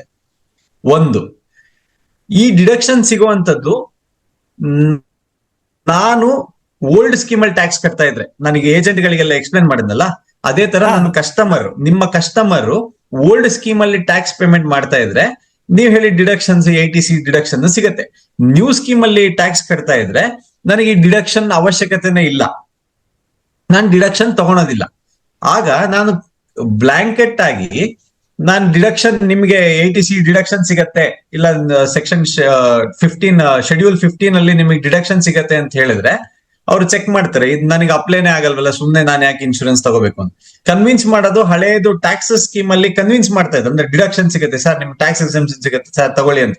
ಈಗ ಆ ಕಾಲ ಹೋಯ್ತು, ಬೇರೆ ತರ ಕನ್ವಿನ್ಸ್ ಮಾಡ್ಬೇಕು, ನಿಮಗೆ ರಿಟರ್ನ್ಸ್ ಏನ್ ಬರುತ್ತೆ, ನಿಮ್ಗೆ ಏನ್ ಲಾಭ ಆಗತ್ತೆ, ಆದಾಯ ಏನಾಗುತ್ತೆ ಅನ್ನೋ ತರದಲ್ಲಿ ಕನ್ವಿನ್ಸ್ ಮಾಡೋದಾದ್ರೆ. ಡಿಡಕ್ಷನ್ ಪಾರ್ಟ್ ಅಲ್ಲಿ ಇದು ಸಿಂಪಲ್, ನನ್ನ ಸಮ್ ಅಶ್ಯೂರ್ಡಿನ 10% ಒಳಗಡೆ ಇದ್ರೆ ನನಗೆ ಡಿಡಕ್ಷನ್ ಸಿಗತ್ತೆ as A insurance premium payment. Premium ಎಷ್ಟಿದೆ? ಅದ್ರ 10 ಪಟ್ಟಿಗಿಂತ ಹೆಚ್ಚು ಸಮ್ ಇನ್ಶೂರೆನ್ಸ್ ಇದ್ದಾಗ ಸಮ್ ಅಶ್ಯೂರೆನ್ಸ್ 1 ಕೋಟಿ ಇದ್ರೆ 10% ಒಳಗಡೆ ಇರ್ಬೇಕು. 10% ಗಿಂತ ಜಾಸ್ತಿ, ಈಗ ಸಪೋಸ್ 15 ಲಕ್ಷ ರೂಪಾಯಿ ನಾನು ಇನ್ಶೂರೆನ್ಸ್ ಪ್ರೀಮಿಯಂ ಕಟ್ತೀನಿ, ಸಮ್ ಅಶ್ಯೂರ್ಡ್ 1 ಕೋಟಿ ಇದೆ ಅಂತಂದ್ರೆ ಆ ಸ್ಕೀಮ್ಗೆ ಡಿಡಕ್ಷನ್ ಸಿಗಲ್ಲ, ಅಂತ ಇನ್ಶೂರೆನ್ಸ್ ಪಾಲಿಸೀಸ್ಗೆ ಡಿಡಕ್ಷನ್ ಸಿಗಲ್ಲ. ಇದು ಒಂದು ಕಂಡೀಷನ್. ಎರಡನೇ ಕಂಡೀಷನ್, ನ್ಯೂ ಸ್ಕೀಮ್ ಎಲಿಜಿಬಿಲಿಟಿ ಇದೆಯಾ, ಓಲ್ಡ್ ಸ್ಕೀಮ್ ಅಲ್ಲಿ ಇದಾರಾ ಅನ್ನೋದು ನೋಡ್ಕೋಬೇಕು. ಇದು ಡಿಡಕ್ಷನ್ ಪಾರ್ಟ್. ಇನ್ನೊಂದು ಕಂಡೀಷನ್ ಇದೆ, ಏಜೆಂಟ್ ಗಳಿಗೆ ಇದೊಂದು ಕನ್ವಿನ್ಸಿಂಗ್ ಗೆ ಇನ್ನೊಂದು ಹೆಲ್ಪ್ ಆಗ್ಬೋದು. ಯಾರು ಓಲ್ಡ್ ಸ್ಕೀಮ್ ಅಲ್ಲಿ ಇದ್ದಾಗ ಅವ್ರ ಪ್ರೀಮಿಯಂ ಅನ್ನ 2 ವರ್ಷಕ್ಕಿಂತ ಹೆಚ್ಚಿಗೆ ಕಟ್ತಾ ಇದ್ರೆ ಮಾತ್ರ ಡಿಡಕ್ಷನ್ ಸಿಗತ್ತೆ. 2 ವರ್ಷದೊಳಗಡೆ ನಿಲ್ಸ್ಬಿಟ್ರೆ ಪ್ರೀಮಿಯಂ ಕಟ್ಟೋದನ್ನ, ಅವ್ರ ಹಳೆದನ್ನು ಸೇರಿ ಟ್ಯಾಕ್ಸ್ ವಾಪಸ್ ಆಡ್ ಮಾಡಿ ಇನ್ಕಮ್ ಟ್ಯಾಕ್ಸ್ ಕಟ್ಟಬೇಕು. ಡಿಡಕ್ಷನ್ ಹಳೇದ್ ಏನ್ ಕ್ಲೈಮ್ ಮಾಡಿರೋದು ಅದನ್ನು ಕೂಡ ಇನ್ಕಮ್ ಆಗಿ ಕನ್ಸಿಡರ್ ಆಗತ್ತೆ. ಇದೊಂದು ಪ್ರಾವಿಷನ್ ನಿಮ್ಗೆಲ್ಲಾರು ಯಾರು ಪ್ರೀಮಿಯಂ ಕಟ್ತಾ ಇಲ್ಲ ಅಂದಾಗ ಹೇಳಕ್ಕೆ ಉಪಯೋಗ ಆಗ್ಬೋದೇನೋ, ಒಂದು ಗಮನದಲ್ಲಿ ಇಟ್ಕೊಂಡ್ರಾಯ್ತು. ಎರಡನೇ ಪಾರ್ಟು ಏನು, ಮೆಚೂರ್ ಆದಾಗ ನನ್ನ ಸಮ್ ಅಶ್ಯೂರ್ಡ್ ವಾಪಸ್ ದುಡ್ಡು ವಾಪಸ್ ಬಂದಾಗ ಯಾರಿಗೆ, ಇನ್ಶೂರೆನ್ಸ್ ಪೇಯರಿಗೆ. ಈ ಪ್ರಾವಿಷನ್ ಅಲ್ಲಿ ಸ್ವಲ್ಪ ನೆನ್ಪಿಡ್ಕೊಬೇಕಾಗಿರುವಂತದ್ದು 2 ಕಂಡೀಷನ್. ಒಂದು, ನನ್ನ ಟೋಟಲ್ ಪ್ರೀಮಿಯಂ 10% ಗಿಂತ ಕಡಿಮೆ ಇರಬೇಕು ಸಮ್ ಅಶ್ಯೂರ್ಡ್, ಅದು ಒಂದನೇ ಕಂಡೀಷನ್. ಎರಡನೇ ಕಂಡೀಷನ್, 2.5 ಲಕ್ಷದೊಳಗಡೆ premium amount, total premium amount, ಆ ವರ್ಷದ total premium amount aggregate premium amount ಅಂತ ಹೇಳುತ್ತೆ, ಅದು 2.5 ಲಕ್ಷದ ಒಳಗಡೆ ಇದ್ರೆ ಯುಲಿಪ್ ಅಂತ ಹೇಳ್ತೀವಿ ನಾವು. ಯಾವುದು, unit linked plans, insurance policies, market linked insurance, market linked, ಅದು ಶೇರ್ಸ್ ಅಲ್ಲೆಲ್ಲ ಕಂಪನಿಗೆ ಇನ್ವೆಸ್ಟ್ ಮಾಡಿ ಅದಕ್ಕೆ ಕನೆಕ್ಟ್ ಆಗಿರುವಂತಹ ಇನ್ಶೂರೆನ್ಸ್ ಪಾಲಿಸೀಸ್. ಅಗ್ರಿಗೇಟ್ ಪ್ರೀಮಿಯಂ ವರ್ಷ ಇಡೀ ಸೇರಿಸಿ 2.5 ಲಕ್ಷದ ಒಳಗಡೆ ಇರುವಂತಹ ಪಾಲಿಸೀಸ್ ಇದ್ರೆ ಮಾತ್ರ ಯಾರಿಗೆ ಎಕ್ಸಂಪ್ಷನ್ ಸಿಗತ್ತೆ, ಯಾವಾಗ ಮೆಚೂರ್ ಆದಾಗ. ಎರಡನೇದು, ಇನ್ಶೂರೆನ್ಸ್ ಪ್ರೀಮಿಯಂ ಅಮೌಂಟ್ 10% ಒಳಗಡೆ ಇರಬೇಕು ಟೋಟಲ್ ಸಮ್ ಅಶ್ಯೂರ್ಡ್. ಈ 2 ಕಂಡೀಷನ್ ಒಟ್ಟಿಗೆ ಏನು, 2 ಒಟ್ಟಿಗೆನೆ ಕಂಪ್ಲೈ ಆದಾಗ ಮಾತ್ರ ಆ ಪಾಲಿಸಿದು, ಅವಾಗ ಯಾರಿಗೆ ಮೆಚುರಿಟಿ ಆಗಿ ದುಡ್ಡು ಬರುತ್ತೆ ಅವರು ಎಕ್ಸಂಪ್ಷನ್ ಕ್ಲೈಮ್ ಮಾಡ್ಬೋದು. ಅಂದ್ರೆ ಆ ಪಾಲಿಸಿ 2.5 ಲಕ್ಷದೊಳಗಡೆನೆ ಪ್ರೀಮಿಯಂ ಇರಬೇಕು, ಪ್ಲಸ್ 10% ಒಳಗಡೆನೆ ಇರಬೇಕು. ಇದಿಷ್ಟು ನಾವು ಮೇಂಟೈನ್ ಮಾಡ್ತಿರ್ಬೇಕು. ಬೇರೆ ಬೇರೆ ಎಲ್ಲಾ ಇನ್ಶೂರೆನ್ಸ್ ಸೇರಿಸಿ ಈ 2.5 ಲಕ್ಷ ಲಿಮಿಟ್, ಯಾವುದು ಯೂನಿಟ್ ಲಿಂಕ್ಡ್ ಇನ್ಶೂರೆನ್ಸ್ ಆದ್ರೆ ಅದಷ್ಟು ನೋಡ್ಕೋಬೇಕು. ಅವ್ನ್ ಬೇರೆ ಬೇರೆ ಯಾವ್ದಾದ್ರು ಇನ್ಶೂರೆನ್ಸ್ ಇದೆಯಾ ಅದ್ರ ಒಳಗಡೆ ಪ್ರೀಮಿಯಂ ಇದು ಎಲ್ಲ ರೇಷಿಯೋ ಕರೆಕ್ಟ್ ಆಗಿದೆಯಾ ಅಂತ. ಇದೇನು ಅಂತಂದ್ರೆ ಸ್ಮಾಲ್ ಟ್ಯಾಕ್ಸ್ ಪೇಯರ್ಸ್ ಗೆ ಬೆನಿಫಿಟ್ ಆಗ್ಲಿ ಅಂತ. ದೊಡ್ಡ ದೊಡ್ಡ ಕೋಟಿಗಟ್ಲೆ 100 ಕೋಟಿ ಇನ್ಶೂರೆನ್ಸ್ ಮಾಡೋ ಪ್ರೀಮಿಯಂ ಕಟ್ಟುವಂತ ವ್ಯಕ್ತಿಗಳು ಇರ್ತಾರೆ, 1 ಕೋಟಿ 2 ಕೋಟಿ ಕಟ್ಟೋ, ಅವರಿಗೆಲ್ಲ ಟ್ಯಾಕ್ಸ್ ಬೆನಿಫಿಟ್ ಯಾಕೆ ಬೇಕು ಅನ್ನೋದು ಗವರ್ಮೆಂಟಿನ ಒಂದು ಕಾನ್ಸೆಪ್ಟ್, ಯೋಚನೆ. ಹಾಗಾಗಿ 2.5 ಲಕ್ಷಕ್ಕಿಂತ ಕಡಿಮೆ ಯಾರು ಇನ್ಶೂರೆನ್ಸ್ ಪ್ರೀಮಿಯಂ ಕಟ್ತಿರ್ತಾರೆ ಅವರುಗಳಿಗೆ ಈ ಬೆನಿಫಿಟ್. ಬಟ್ ಪಾಲಿಸಿಯಲ್ಲಿ 10% ಗಿಂತ ಕಡಿಮೆ ಇನ್ಶೂರೆನ್ಸ್ ಪ್ರೀಮಿಯಂ ಕಟ್ತಾ ಇರ್ಬೇಕು. ಇದನ್ನು ಕೂಡ ಕನ್ಸಿಡರೇಷನ್, ಎರಡೂ ಸೇರಿದ್ರೆ ಮಾತ್ರ ಎಕ್ಸಂಪ್ಷನ್ ಸಿಗತ್ತೆ. ಈ 2 ಕಂಡೀಷನ್ ನ ಫುಲ್ಫಿಲ್ ಆದಾಗ ಮಾತ್ರ ಎಕ್ಸಮ್ಷನ್ ಸಿಗತ್ತೆ. ಯಾವಾಗ? ಯೂನಿಟ್ ಲಿಂಕ್ಡ್ ಪಾಲಿಸಿಗೆ. ಅದರ್ ದನ್ ಯೂನಿಟ್ ಲಿಂಕ್ಡ್ ಪಾಲಿಸಿಗೆ ಇದೇ 2.5 ಲಕ್ಷದ limit 5 lakh. Total aggregate insurance premium 5 ಲಕ್ಷದ ಒಳಗಡೆ ಇರಬೇಕು ಪ್ರತಿ ವರ್ಷ ಕಟ್ಟುವಂತದ್ದು. ಅಂಡ್ ಪ್ರೀಮಿಯಂ ವ್ಯಾಲ್ಯೂ 10% ಗಿಂತ ಕಮ್ಮಿ ಇರಬೇಕು, ಸಮ್ ಅಶೂರ್ಡ್. ಇದೆರಡು ಕಂಡೀಷನ್ ಫುಲ್ಫಿಲ್ ಆಯ್ತು ಅಂತಂದ್ರೆ ಮೆಚುರಿಟಿ ವ್ಯಾಲ್ಯೂ ಎಕ್ಸಮ್ಷನ್ ಸಿಗತ್ತೆ. ಇಲ್ಲ ಅಂತಂದ್ರೆ ಅದಕ್ಕೂ ಟ್ಯಾಕ್ಸ್ ಬರುತ್ತೆ. ಯೂನಿಟ್ ಲಿಂಕ್ಡ್ ಪಾಲಿಸಿ ಆದ್ರೆ ಕ್ಯಾಪಿಟಲ್ ಗೈನ್ ಟ್ಯಾಕ್ಸ್ ಬರುತ್ತೆ. ಯೂನಿಟ್ ಲಿಂಕ್ಡ್ ಅಲ್ಲದೆ ಇದ್ರೆ ಅದರ್ ಸೋರ್ಸ್ ಆಫ್ ಇನ್ಕಮ್ ಅಲ್ಲಿ ಅದನ್ನ ಟ್ಯಾಕ್ಸ್ ಕಟ್ಟಬೇಕಾಗತ್ತೆ. ವಂಡರ್ಫುಲ್. ಸೊ ಇವತ್ತಿನ ವಿಚಾರದಲ್ಲಿ ಸುಮಾರಷ್ಟು ವಿಚಾರಗಳು ಹೇಳ್ಕೊಂಡ್ರೆ, ಯಾವುದಾದ್ರೂ ಮಿಸ್ಸಿಂಗ್ ವೆರಿ ಇಂಪಾರ್ಟೆಂಟ್ ಇನ್ಶೂರೆನ್ಸ್ ಏಜೆಂಟ್ಗೆ ಅನ್ನೋದಾದ್ರೆ ಆ ವಿಷಯ ಏನಾದ್ರೂ ಇದ್ರೆ ನೀವು ತಿಳಿಸ್ಕೊಡ್ಲಿಕ್ಕೆ ಇಚ್ಛೆ ಪಡ್ತೀರಾ? ಸರ್ ಇನ್ನೊಂದ್ಸತಿ ಹೇಳಿ, ನಂಗೆ ಚೂರು ಬ್ರೇಕ್ ಆಯ್ತು. ಅಲ್ಲ, ಏನಂತಂದ್ರೆ ಇಲ್ಲಿ ತನಕ ನೀವು ಬೇರೆ ಬೇರೆ ವಿಷಯಗಳನ್ನು ತಿಳಿಸ್ಕೊಟ್ರಿ, ಕೆಲವೊಂದು ಪ್ರಶ್ನೆಗಳನ್ನ ಕೇಳಿದ್ದಕ್ಕೆ ನೀವು ಆನ್ಸರ್ ಮಾಡಿದೀರಿ, ಮಧ್ಯೆ ಮಧ್ಯೆ ಬ್ರೇಕ್ ಆಗಿದ್ದರಿಂದ ಕೆಲವು ಅಂಶಗಳನ್ನು ನಾನು ತಪ್ಪಿಸ್ಕೊಂಡೆ. ಆದರೆ ಯಾವ್ದು ಈ LICಯ ಪ್ರೊಫೆಷನಲ್ಸಿಗೆ ಉಪಯುಕ್ತವಾಗಿದ್ದು ನಾವು ಕೇಳಿಲ್ಲ, ಮಾತಾಡಿಲ್ಲ, ಅದು ಭಾರಿ ಇಂಪಾರ್ಟೆಂಟ್ ಅನ್ನುವಂಥದ್ದು ಏನಾದ್ರು ಇತ್ತು ಅಂದ್ರೆ ಅದ್ರ ಬಗ್ಗೆ ಒಂದು ಸ್ವಲ್ಪ ಮಾಹಿತಿ ಕೊಡ್ಬೋದಾ? ಓಕೆ, ನಾನು ಸುಮಾರಷ್ಟು ಹೇಳಿದೆ. ಮೇನ್ ಬರುವಂತದ್ದು, ನಾನು ಇನ್ಶೂರೆನ್ಸ್ ನಾನು ಡಿಡಕ್ಷನ್ ಸಿಗುತ್ತೆ, ಎಕ್ಸಮ್ಷನ್ ಇದೆ ಅಂತ ಹೇಳ್ಬೇಕಾದಾಗ ಈ ಟ್ಯಾಕ್ಸ್ ಪ್ರಾವಿಷನ್ ನ ಕಂಪಲ್ಸರಿ ನೆನ್ಪಿಟ್ಕೊಂಡಿರ್ಬೇಕು. ನಾವು ಕ್ಲೈಂಟ್ ನ ಅಸೆಸ್ ಮಾಡೋದು ಬಹಳ ಉತ್ತಮ. ನೆಕ್ಸ್ಟ್ ಕಮಿಂಗ್ ಡೇಸ್ ಅಲ್ಲಿ ನಾವೆಲ್ಲರೂ ಏನು ಟ್ಯಾಕ್ಸ್ ಬೆನಿಫಿಟ್ ಇದೆ ತಗೊಳ್ಳಿ ಅಂತ ಹೇಳ್ತಿದ್ದ ಕಾಲ ಹೋಯ್ತು. ಈಗ ಅದು ಯಾಕೆಂತಂದ್ರೆ ನನಗೆ ಇರ್ರಿಲೆವೆಂಟ್ 2.5 ಲಕ್ಷಕ್ಕೆ. ಈಗ ಸುಮಾರಷ್ಟು ಇನ್ಶೂರೆನ್ಸ್ ಸ್ಕೀಮ್ಗಳು ಹೇಗಿದೆ ಅಂದ್ರೆ 6 ಲಕ್ಷ ಪ್ರೀಮಿಯಂ ಕಟ್ಟೋದಿರುತ್ತೆ, 5 ವರ್ಷ 6 ವರ್ಷ ಕಟ್ಟುವಂಥದ್ದು. ಸೊ ಅಂತವರಿಗೆಲ್ಲ ಈ ಟ್ಯಾಕ್ಸ್ ಬೆನಿಫಿಟ್ಸ್ ಪ್ರಶ್ನೆನೇ ಬರೋದಿಲ್ಲ. ಅದು ಟ್ಯಾಕ್ಸ್ ಅವ್ರು ಕಟ್ತಾರೆ, ಅವರು ಕಟ್ಕೊಂಡು ಮುಂದೋಗ್ತಾರೆ. ಬಟ್ ಏನು ರೆವಿನ್ಯೂ ಜನರೇಟ್ ಆಗತ್ತೆ, ಇನ್ಶೂರೆನ್ಸೂನು ಇನ್ವೆಸ್ಟ್ಮೆಂಟ್ಗೆ ಕಂಪೇರ್ ಮಾಡಿ ರೆವಿನ್ಯೂ ಜನರೇಷನ್ ಕೊಡೋದಕ್ಕೆ ಸಾಧ್ಯನಾ? ಆ ತರದ್ ಏನಾದ್ರು ಬೆನಿಫಿಟ್ ಇದೆಯಾ? ನಿಜವಾಗ್ಲೂ ಯಾರಿಗೆ ಲೈಫ್ ಸೆಕ್ಯೂರ್ ಮಾಡ್ಬೇಕು ಅಂತವ್ರಿಗೆ ಹೋಗ್ಬೇಕಾದಾಗ ಇದನ್ನೆಲ್ಲ ಒಂದ್ ಸ್ವಲ್ಪ ನೋಡ್ಕೊಂಡು ಹೋಗ್ಬೇಕು ಸರ್. ನಾವ್ ಏನ್ ಡಿಸ್ಕಸ್ ಮಾಡಿದ್ವಿ, ಟ್ಯಾಕ್ಸ್ ಅಪ್ಲಿಕಬಿಲಿಟಿ ಕಂಪಲ್ಸರಿ ನೋಡು, ಅವ್ರು ಏನ್ ರಿಜಿಮ್ ಅಲ್ಲಿ ಇದಾರೆ ಅದನ್ನ ಕಂಪಲ್ಸರಿ ನೋಡ್ಕೋಬೇಕು. ಅಂಡ್ ನಂದೇ ಪರ್ಸನಲ್ ಬಂದ್ರೆ ನಿಮ್ಗೆ ಯಾವ್ದು ರಿಜಿಮ್ ಅಪ್ಲೈ ಆಗತ್ತೆ, ಟ್ಯಾಕ್ಸ್ ನಿಮಗೆ ಏನ್ ಬರುತ್ತೆ, ನೀವು ಟ್ಯಾಕ್ಸ್ ಕಟ್ಟಬೇಕು. ಇದಿಷ್ಟನ್ನ ಪ್ರತಿಯೊಬ್ಬ ಏಜೆಂಟ್ಸ್ ನೋಡ್ಕೋಬೇಕು. ಯಾಕೆಂದ್ರೆ ನಾವು ನೋಡದೇ ಇದ್ರು ಇನ್ಕಮ್ ಟ್ಯಾಕ್ಸ್ ಡಿಪಾರ್ಟ್ಮೆಂಟ್ ಈಗ ಆಲ್ರೆಡಿ ಇನ್ಫಾರ್ಮೇಶನ್ ನ ಇಟ್ಕೊಳೋದಕ್ಕೆ ಶುರು ಮಾಡಿದೆ. ಎಲ್ಲಾ ತರ ಇನ್ಫಾರ್ಮೇಶನ್ ನ ನಿಮ್ ಇನ್ಶೂರೆನ್ಸ್ ಕಂಪನಿನೇ ಡೀಟೇಲ್ಸ್ ಕೊಟ್ಟಿರುತ್ತೆ, ಬ್ಯಾಂಕ್ಸ್ ಗಳು ಕೊಟ್ಟಿರ್ತವೆ, ನೀವು ಶೇರ್ಸ್ ಮ್ಯೂಚುವಲ್ ಫಂಡ್ಸ್ ಗೆ ಹಾಕಿದ್ರೆ ಅದ್ರ ಡೀಟೇಲ್ಸ್ ಆಲ್ರೆಡಿ ಇರುತ್ತೆ. ಸೊ ಹಂಗಾಗಿ ಏನೋ ಇನ್ಕಮ್ ಟ್ಯಾಕ್ಸ್ ಕಟ್ಲಿಲ್ವಾ, ಏನೋ ಮುಗ್ದೋಯ್ತು ಪರವಾಗಿಲ್ಲ ಅನ್ನೋಂಥದ್ದು ಎಕ್ಸ್ಕ್ಯೂಸಸ್ ಬೇಡ. ಸೊ ಈಗ ಇನ್ನೊಂದು, ಈ ಇಂಪಾರ್ಟೆನ್ಸ್ ಆಫ್ ಏನದು ಟ್ಯಾಕ್ಸ್ ರಿಟರ್ನ್ ಫೈಲಿಂಗ್, ಅದನ್ನು ಮಾಡೋದ್ರಿಂದ ಏನು ಉಪಯೋಗ ಇದೆ, ಮಾಡದಿದ್ರೆ ಏನು ತೊಂದರೆ ಆಗುತ್ತೆ? ಓಕೆ, ಮೊದಲನೇದು ಪೆನಾಲ್ಟಿ ಹಾಕೋದಕ್ಕೆ ಪ್ರಾವಿಷನ್ ಇದೆ. ಇನ್ಕಮ್ ಟ್ಯಾಕ್ಸ್ ಡಿಪಾರ್ಟ್ಮೆಂಟ್ ನೋಟಿಸ್ ಕೊಡ್ಬೋದು, ನಿಮ್ income more than taxable limit ಇದೆ, ನೀವು ಇನ್ಕಮ್ ಟ್ಯಾಕ್ಸ್ ಫೈಲ್ ಮಾಡ್ತಾ ಇಲ್ಲ, ಪೆನಾಲ್ಟಿ ಕಟ್ಟಿ ಅಂತ ಡಿಪಾರ್ಟ್ಮೆಂಟ್ ಯಾವತ್ ಬೇಕಾದ್ರೂ ನೋಟಿಸ್ ಕೊಡ್ಬೋದು ನಮ್ಗೆ. ಅದು ಒಂದು ಡಿಪಾರ್ಟ್ಮೆಂಟ್ ಹತ್ರ ಆಪ್ಷನ್ ಇದೆ, ಅದೊಂದು ಇದ್ದೇ ಇದೆ. ನನಗೆ ಟ್ಯಾಕ್ಸ್ ರಿಟರ್ನ್ಸ್ ಫೈಲ್ ಮಾಡೋದ್ರಿಂದ ಒಂದು ಕಂಪ್ಲೈನ್ಸ್ ಫುಲ್ಫಿಲ್ ಆಗತ್ತೆ, ನನಗೆ ನೋಟಿಸ್ ಬರುವಂತಹ ಪ್ರಾಬಬಿಲಿಟೀಸ್ ಕಮ್ಮಿ ಆಗತ್ತೆ. ಒಂದು. ಎರಡನೇದು, ನಾನು ಅಕ್ಯುರೇಟ್ ಆಗಿ ನನ್ನ ಇನ್ಫಾರ್ಮೇಶನ್ ನ ಇನ್ಕಮ್ ಟ್ಯಾಕ್ಸ್ ರಿಟರ್ನ್ಸ್ ನ ಕರೆಕ್ಟ್ ಆಗಿ ಫೈಲ್ ಮಾಡ್ತಾ ಇದ್ರೆ, ನಾಳೆ ನನಗೆ ಯಾವ್ದೋ ತುಂಬಾ ಜನ ಬರ್ತಾರೆ ಸರ್ ನಮ್ಮ ಹತ್ರ, ಸರ್ ನನಗೆ 3 ವರ್ಷದ ಇನ್ಕಮ್ ಟ್ಯಾಕ್ಸ್ ರಿಟರ್ನ್ಸ್ ಫೈಲ್ ಮಾಡಿ ಕೊಡಿ ಸರ್, ಲೋನ್ ಬೇಕಾಗಿದೆ ಅಂತ. ಅವತ್ತು ಲೋನ್ ಫೆಸಿಲಿಟೀಸ್ಗೆ compulsory document income tax returns. ಅದು ಕೇಳ್ತಾರೆ, 3 ವರ್ಷದ IT ರಿಟರ್ನ್ಸ್ ಕೇಳ್ತಾರೆ. ನಾವ್ ಯಾವ್ದೋ 1 ವರ್ಷದ ಮಾಡಿಲ್ಲ ಅಂದ್ರೂ ನನಗೆ ಕೊಡುವಂತ ಲೋನ್ ಅಮೌಂಟ್ ಕಡಿಮೆ ಆಗಕ್ ಶುರು ಆಗತ್ತೆ. ಹಾಗಾಗಿ ನನಗೆ ನಾಳೆ ಫೈನಾನ್ಷಿಯಲ್ ಅಸಿಸ್ಟೆನ್ಸ್ ಬೇಕು. ಈವನ್ ಒಳ್ಳೆ ವೆಹಿಕಲ್ ಗಳನ್ನ ಪರ್ಚೇಸ್ ಮಾಡೋದಕ್ಕೆ ಹೋದಾಗ್ಲೂ ಇವಾಗ ಇನ್ಕಮ್ ಟ್ಯಾಕ್ಸ್ ರಿಟರ್ನ್ಸ್ ನೋಡ್ತಾರೆ. ಯಾಕೆಂತಂದ್ರೆ ಅಲ್ಲಿಗೂ ಲೋನ್ ಬೇಕಲ್ಲ. ಪ್ರೈವೇಟ್ ಫೈನಾನ್ಷಿಯಲ್ಸ್ ಇನ್ಸ್ಟಿಟ್ಯೂಷನ್ಸ್ ಕೂಡ ಇನ್ಕಮ್ ಟ್ಯಾಕ್ಸ್ ರಿಟರ್ನ್ಸ್ ನ ನೋಡ್ತಾರೆ. ನನ್ನ ಫೈನಾನ್ಷಿಯಲ್ ಗ್ರೋತಿಗೆ ನಾವ್ ಯಾವಾಗ್ಲೂ ಹೇಳ್ತೀವಿ, ನಾನು ಎಷ್ಟು ಇನ್ಕಮ್ ಟ್ಯಾಕ್ಸ್ ರಿಟರ್ನ್ಸ್ ನ ನೀಟಾಗಿ ಮಾಡಿ ನನ್ನ ಇನ್ಕಮ್ ಅನ್ನ ತೋರಿಸ್ತಿರ್ತೀನಿ, ನನ್ನ ಬಿಸ್ನೆಸ್ ಆರ್ ಪ್ರೊಫೆಷನಲ್ ಗ್ರೋತ್ಗೆ ಅಷ್ಟೇ ಹೆಲ್ಪ್ ಆಗುತ್ತೆ. ನನಗೆ ಬ್ಯಾಂಕ್ ಫೈನಾನ್ಷಿಯಲ್ ಅಸಿಸ್ಟೆನ್ಸ್ ಸಿಗತ್ತೆ. ನನ್ನ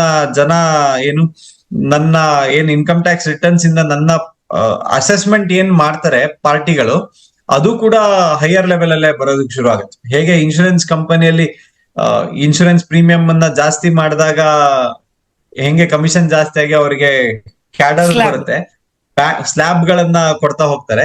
ಅದೇ ತರ ಬ್ಯಾಂಕ್ಸ್ ಕೂಡ ಈ ಸ್ಲ್ಯಾಬ್ಸ್ ನ ನೋಡ್ತಾರೆ, ನಿಮ್ಗೆ ಎಷ್ಟು ಲೋನ್ ಕೊಡ್ಬೋದು, ಎಷ್ಟು ಎಲಿಜಿಬಿಲಿಟಿ, ಈ ತರದ್ದೆಲ್ಲ.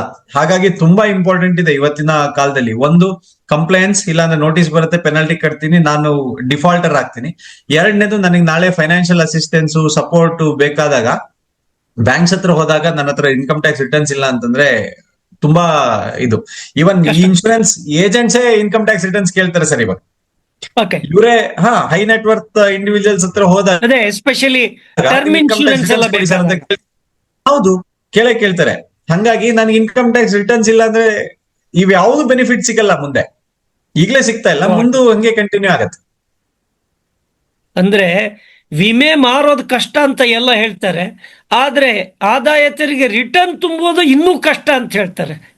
ಅದನ್ನ ಸುಲಭ ಮಾಡೋದು ಹೇಗೆ? Return filing. ಇಲ್ಲ ಸರ್, ಅದು ಆಕ್ಚುಲಿ ಕಷ್ಟ ಅಲ್ಲ. ಯಾವುದೇ ಆದ್ರೂ ಸ್ವಲ್ಪ ಪ್ರಾಕ್ಟೀಸ್ ಬೇಕಾಗತ್ತೆ.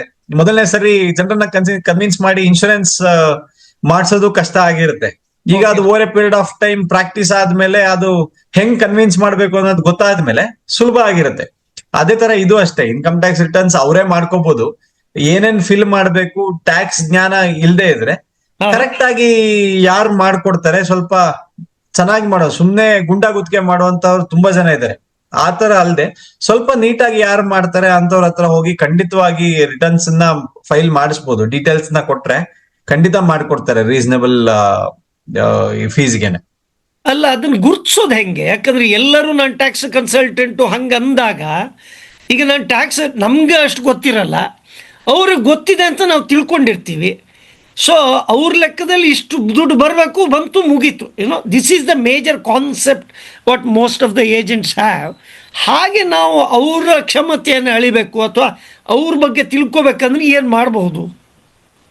ಅದು ಬಹಳ ಕಷ್ಟದ ಕೆಲಸ ಸರ್. ಯಾಕೆಂತಂದ್ರೆ ಅದನ್ನ ಐಡೆಂಟಿಫೈ ಮಾಡಕ್ ಆಗಲ್ಲ. ಓಕೆ, ಬಟ್ ಮಾರ್ಕೆಟ್ ಅಲ್ಲಿ ಇವ್ರು ನೋಡ್ತಾರಲ್ಲ, ಓಕೆ, ಯಾರಿಗೆ ಒಳ್ಳೆ ಹೆಸರಿದೆ, ಯಾರು ಸ್ವಲ್ಪ ಲೀಗಲ್ ಅಡ್ವೈಸಸ್ ನ ಜಾಸ್ತಿ ಮಾಡ್ತಾರೆ.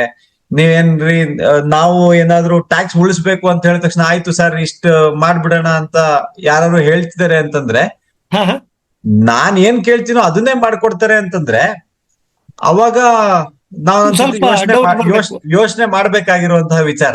ಯಾರು ಹಿಂಗ್ ಸರ್ ಈ ತರ ಆಗಲ್ಲ, ಈ ತರ ಪ್ರಾವಿಷನ್ ಇದ್ರ ಪ್ರಕಾರ ಇದೆ, ಇದಾಗಿನೂ ನಿಮಗೆ ಹಿಂಗೆ ಮಾಡ್ಬೇಕಾ ನೋಡಿ ಯೋಚನೆ ಮಾಡಿ ಅಂತೆಲ್ಲ ಅಡ್ವೈಸ್ ಮಾಡ್ತಿದ್ದಾರೆ ಅಂತಂದ್ರೆ ಸ್ವಲ್ಪ ಜ್ಞಾನ ಇದೆ, ಯೋಚನೆ ಇದೆ ಅಂತ. ಇವತ್ತು ಇಂಟರ್ನೆಟ್ ಒಳಗಡೆ ಚಾಟ್ GPT ಅಲ್ಲಿ ಇದೇ ಕ್ವಶನ್ ನ ಹಾಕಿದ್ರೆ 100% ಸರಿ ಅಲ್ದಿದ್ರು ಒಂದು 50-60% ಸರಿ ಬರುತ್ತೆ. ಅಂದ್ರೆ ಹತ್ರ ಬರುತ್ತೆ. ಕಂಪೇರ್ ಮಾಡೋದಕ್ಕೆ ಆಗತ್ತೆ. ಅಂದ್ರೆ ಇವ್ನ ಏನ್ ಹೇಳ್ತಿದ್ದಾನೆ, ಇದು ಅದೇ ತರನೇ ಇದೆಯಾ, ಸ್ವಲ್ಪ ಬರ್ತಾ ಇದೆಯಾ ಅಂತ. ಚಾಟ್ GPT ಅದು ರಿಲಯಬಲ್ ಅಲ್ಲ, ಬಟ್ ನಿಯರೆಸ್ಟ್ ಬರ್ತಾ ಇದೆ. ಅಳಿದೂರಲ್ಲಿ ಉಳಿದವನೇ ಗೌಡ. ಅವ್ರನ್ನ ಅಂಡರ್ಸ್ಟ್ಯಾಂಡ್ ಮಾಡ್ಕೊಂಡು, ಅಂದ್ರೆ ನಾನ್ ಸರಿಯಾಗಿ ಹೇಳ್ತಿದ್ದೀನಿ ಅಂತ ಒಂದ್ ಸ್ವಲ್ಪ ತಿಳ್ಕೊಳೋದಕ್ಕಾಗುವಷ್ಟು ನೋಡ್ಬೋದು.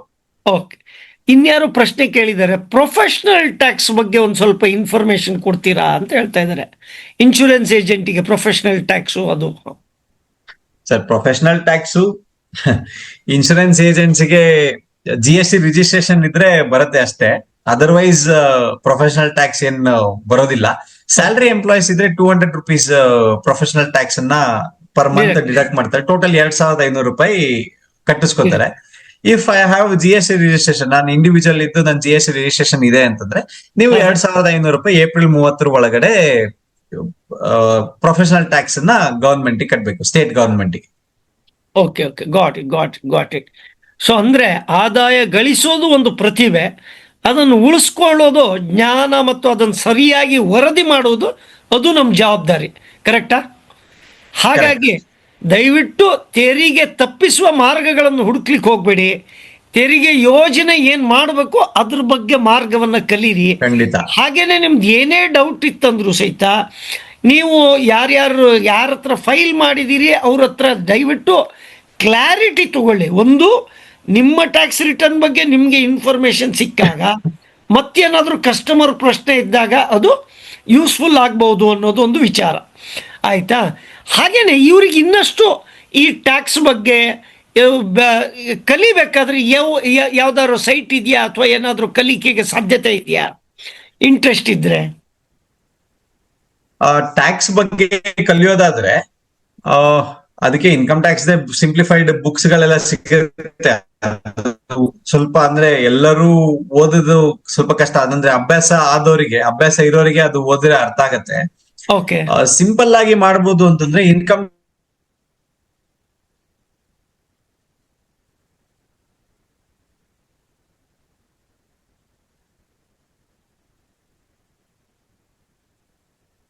income-tax-india.gov.in ಅನ್ನೋದು ವೆಬ್ಸೈಟ್. ಅದ್ರೊಳಗಡೆ ಕರ್ಸಾತಿ ಅಂತ ರೈಟ್ ಸೈಡ್ ಅಲ್ಲಿ ಕೆಳಗಡೆ ಬರ್ತಾ ಇದೆ ಇವಾಗ. ಓಕೆ, ಅದರಲ್ಲಿ ನೀವು ಒಂದಷ್ಟು ಕ್ವಶನ್ ನ ಕೇಳಿದ್ರೆ ಅದು ಸಿಂಪಲ್ ಆಗಿ ಕ್ವೈರೀಸ್ ಗೆ ಆನ್ಸರ್ ಮಾಡ್ತಾ ಇದೆ. ಅದನ್ನ ಯೂಸ್ ಮಾಡಬಹುದು. ಇನ್ಕಮ್ ಟ್ಯಾಕ್ಸ್ ವೆಬ್ಸೈಟ್ ಅಲ್ಲೇ ಇನ್ಕಮ್ ಟ್ಯಾಕ್ಸ್ ಆಕ್ಟ್ ಇದೆ, ಅದನ್ನು ಕೂಡ ಓದ್ಬೋದು. ಓಕೆ, ಸರಿ ಸರಿ ಸರ್, ಧನ್ಯವಾದಗಳು. ಇವತ್ತಿನ ಕಾರ್ಯಕ್ರಮ ಬಹಳ ಚೆನ್ನಾಗಿ ನಡೆಸ್ಕೊಂಡಿದೆ. ಕ್ಲಿಷ್ಟವಾದ ಸಬ್ಜೆಕ್ಟ್ ಇದ್ರೂ ಸಹಿತ ನಮಗೆಲ್ಲ ಅರ್ಥ ಆಗೋ ರೀತಿಯಲ್ಲಿ ನೀವು ಹೇಳ್ಕೊಟ್ಟಿದ್ದೀರಾ. ನೀವು ಅದೇನು ಎಕ್ಸೆಲ್ ಶೀಟ್ ತೋರಿಸಿದ್ರಿ ಅದ್ರದ್ದೊಂದು ಕಾಪಿ ಕಳಿಸ್ಕೊಡ್ಬೋದಾ? ನಾನು ನಮ್ಮ ಗ್ರೂಪಲ್ಲಿ ಹಾಕ್ತೀನಂತೆ. ನಾನು ನಿಮ್ಗೆ ವಾಟ್ಸ್ಆಪ್ ಅಲ್ಲಿ ಕಳಿಸ್ತೀನಿ ಸರ್ ಎಕ್ಸೆಲ್ ಶೀಟ್. ಸೊ ಈಗ ಇನ್ನೇನು ಕಾರ್ಯಕ್ರಮ ಆಲ್ಮೋಸ್ಟ್ ಮುಗಿಯುವ ಘಟ್ಟದಲ್ಲಿದೆ. ಯಾರಿಗಾದ್ರೂ which site we have to refer? Okay, ಅದು ಹೇಳ್ಬೋದಾ ಸರ್? ನಾನು ಚಾಟ್ ಬಾಕ್ಸ್ ಅಲ್ಲಿ ಹಾಕ್ಬಿಡ್ತೀನಿ. ಚಾಟ್ ಬಾಕ್ಸ್ ಅಲ್ಲಿ ನಾನು ಹಾಕ್ತೀನಿ. ನೀವೇ ಹಾಕ್ಬಿಡ್ತೀರಾ? ಸರಿ ಸರ್, ಸರಿ ಸರಿ.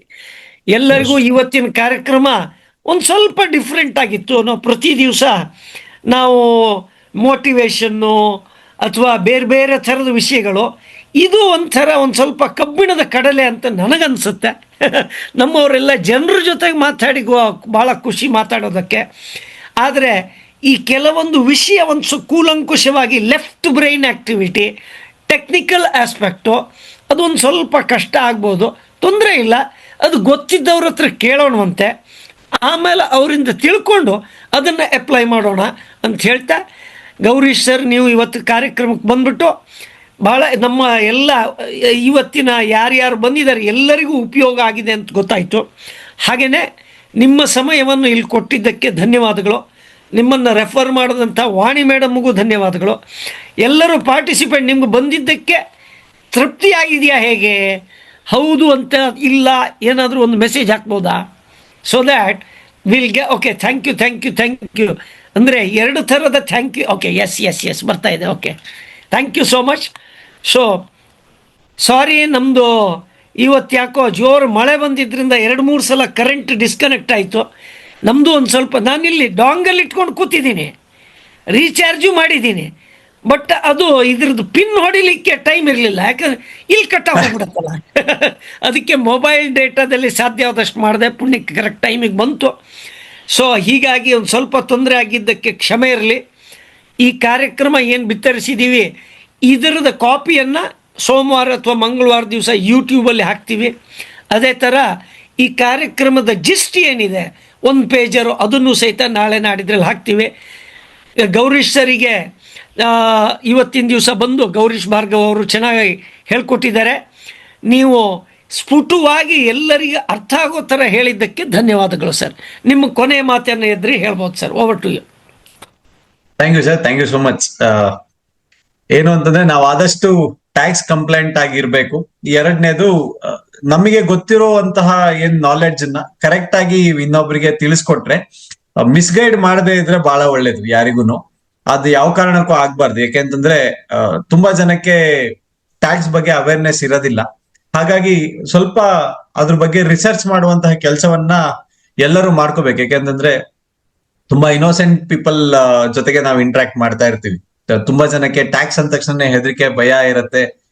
ಹಾಗಾಗಿ ನಾವು ಈಗ ಏನು ಇನ್ಶೂರೆನ್ಸ್ ಪಾಲಿಸೀಸ್ ಬಗ್ಗೆ ಹೇಳ್ತೀವಿ, ಟ್ಯಾಕ್ಸೇಷನ್ಸ್ ಬಗ್ಗೆ ಹೇಳ್ತೀವಿ, ಅಂಡ್ ಅದನ್ನ ಸ್ವಲ್ಪ ಕ್ಲಾರಿಟಿ ಚೆನ್ನಾಗಿ ಕೊಟ್ರೆ ಅಂಡ್ ಅವರಿಗೆ ಎಜುಕೇಟ್ ಮಾಡಿದ್ರೆ ಅವರು ಕನ್ವಿನ್ಸ್ ಆಗೋ ರೀತಿ ಬೇರೆ ಜಾಸ್ತಿ ಆಗ್ಬೋದು.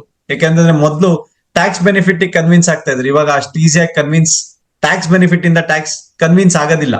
ಹಾಗಾಗಿ ಬೇರೆ ಇನ್ಶೂರೆನ್ಸ್ ನಾಲೆಡ್ಜ್ ಗಳನ್ನೇ ಹೇಳುವಂತದ್ದಿರ್ಬೋದು, ರಿಟರ್ನ್ಸ್ ಅನ್ನ ಎಷ್ಟು ಬರುತ್ತೆ ಅನ್ನೋದು ಹೇಳುವಂತದ್ದಿರ್ಬೋದು, ಇದನ್ನ ಜಾಸ್ತಿ ನಾಲೆಡ್ಜ್ ಕೊಟ್ರೆ ಡೆಫಿನೆಟ್ಲಿ ಹೆಲ್ಪ್ ಆಗುತ್ತೆ.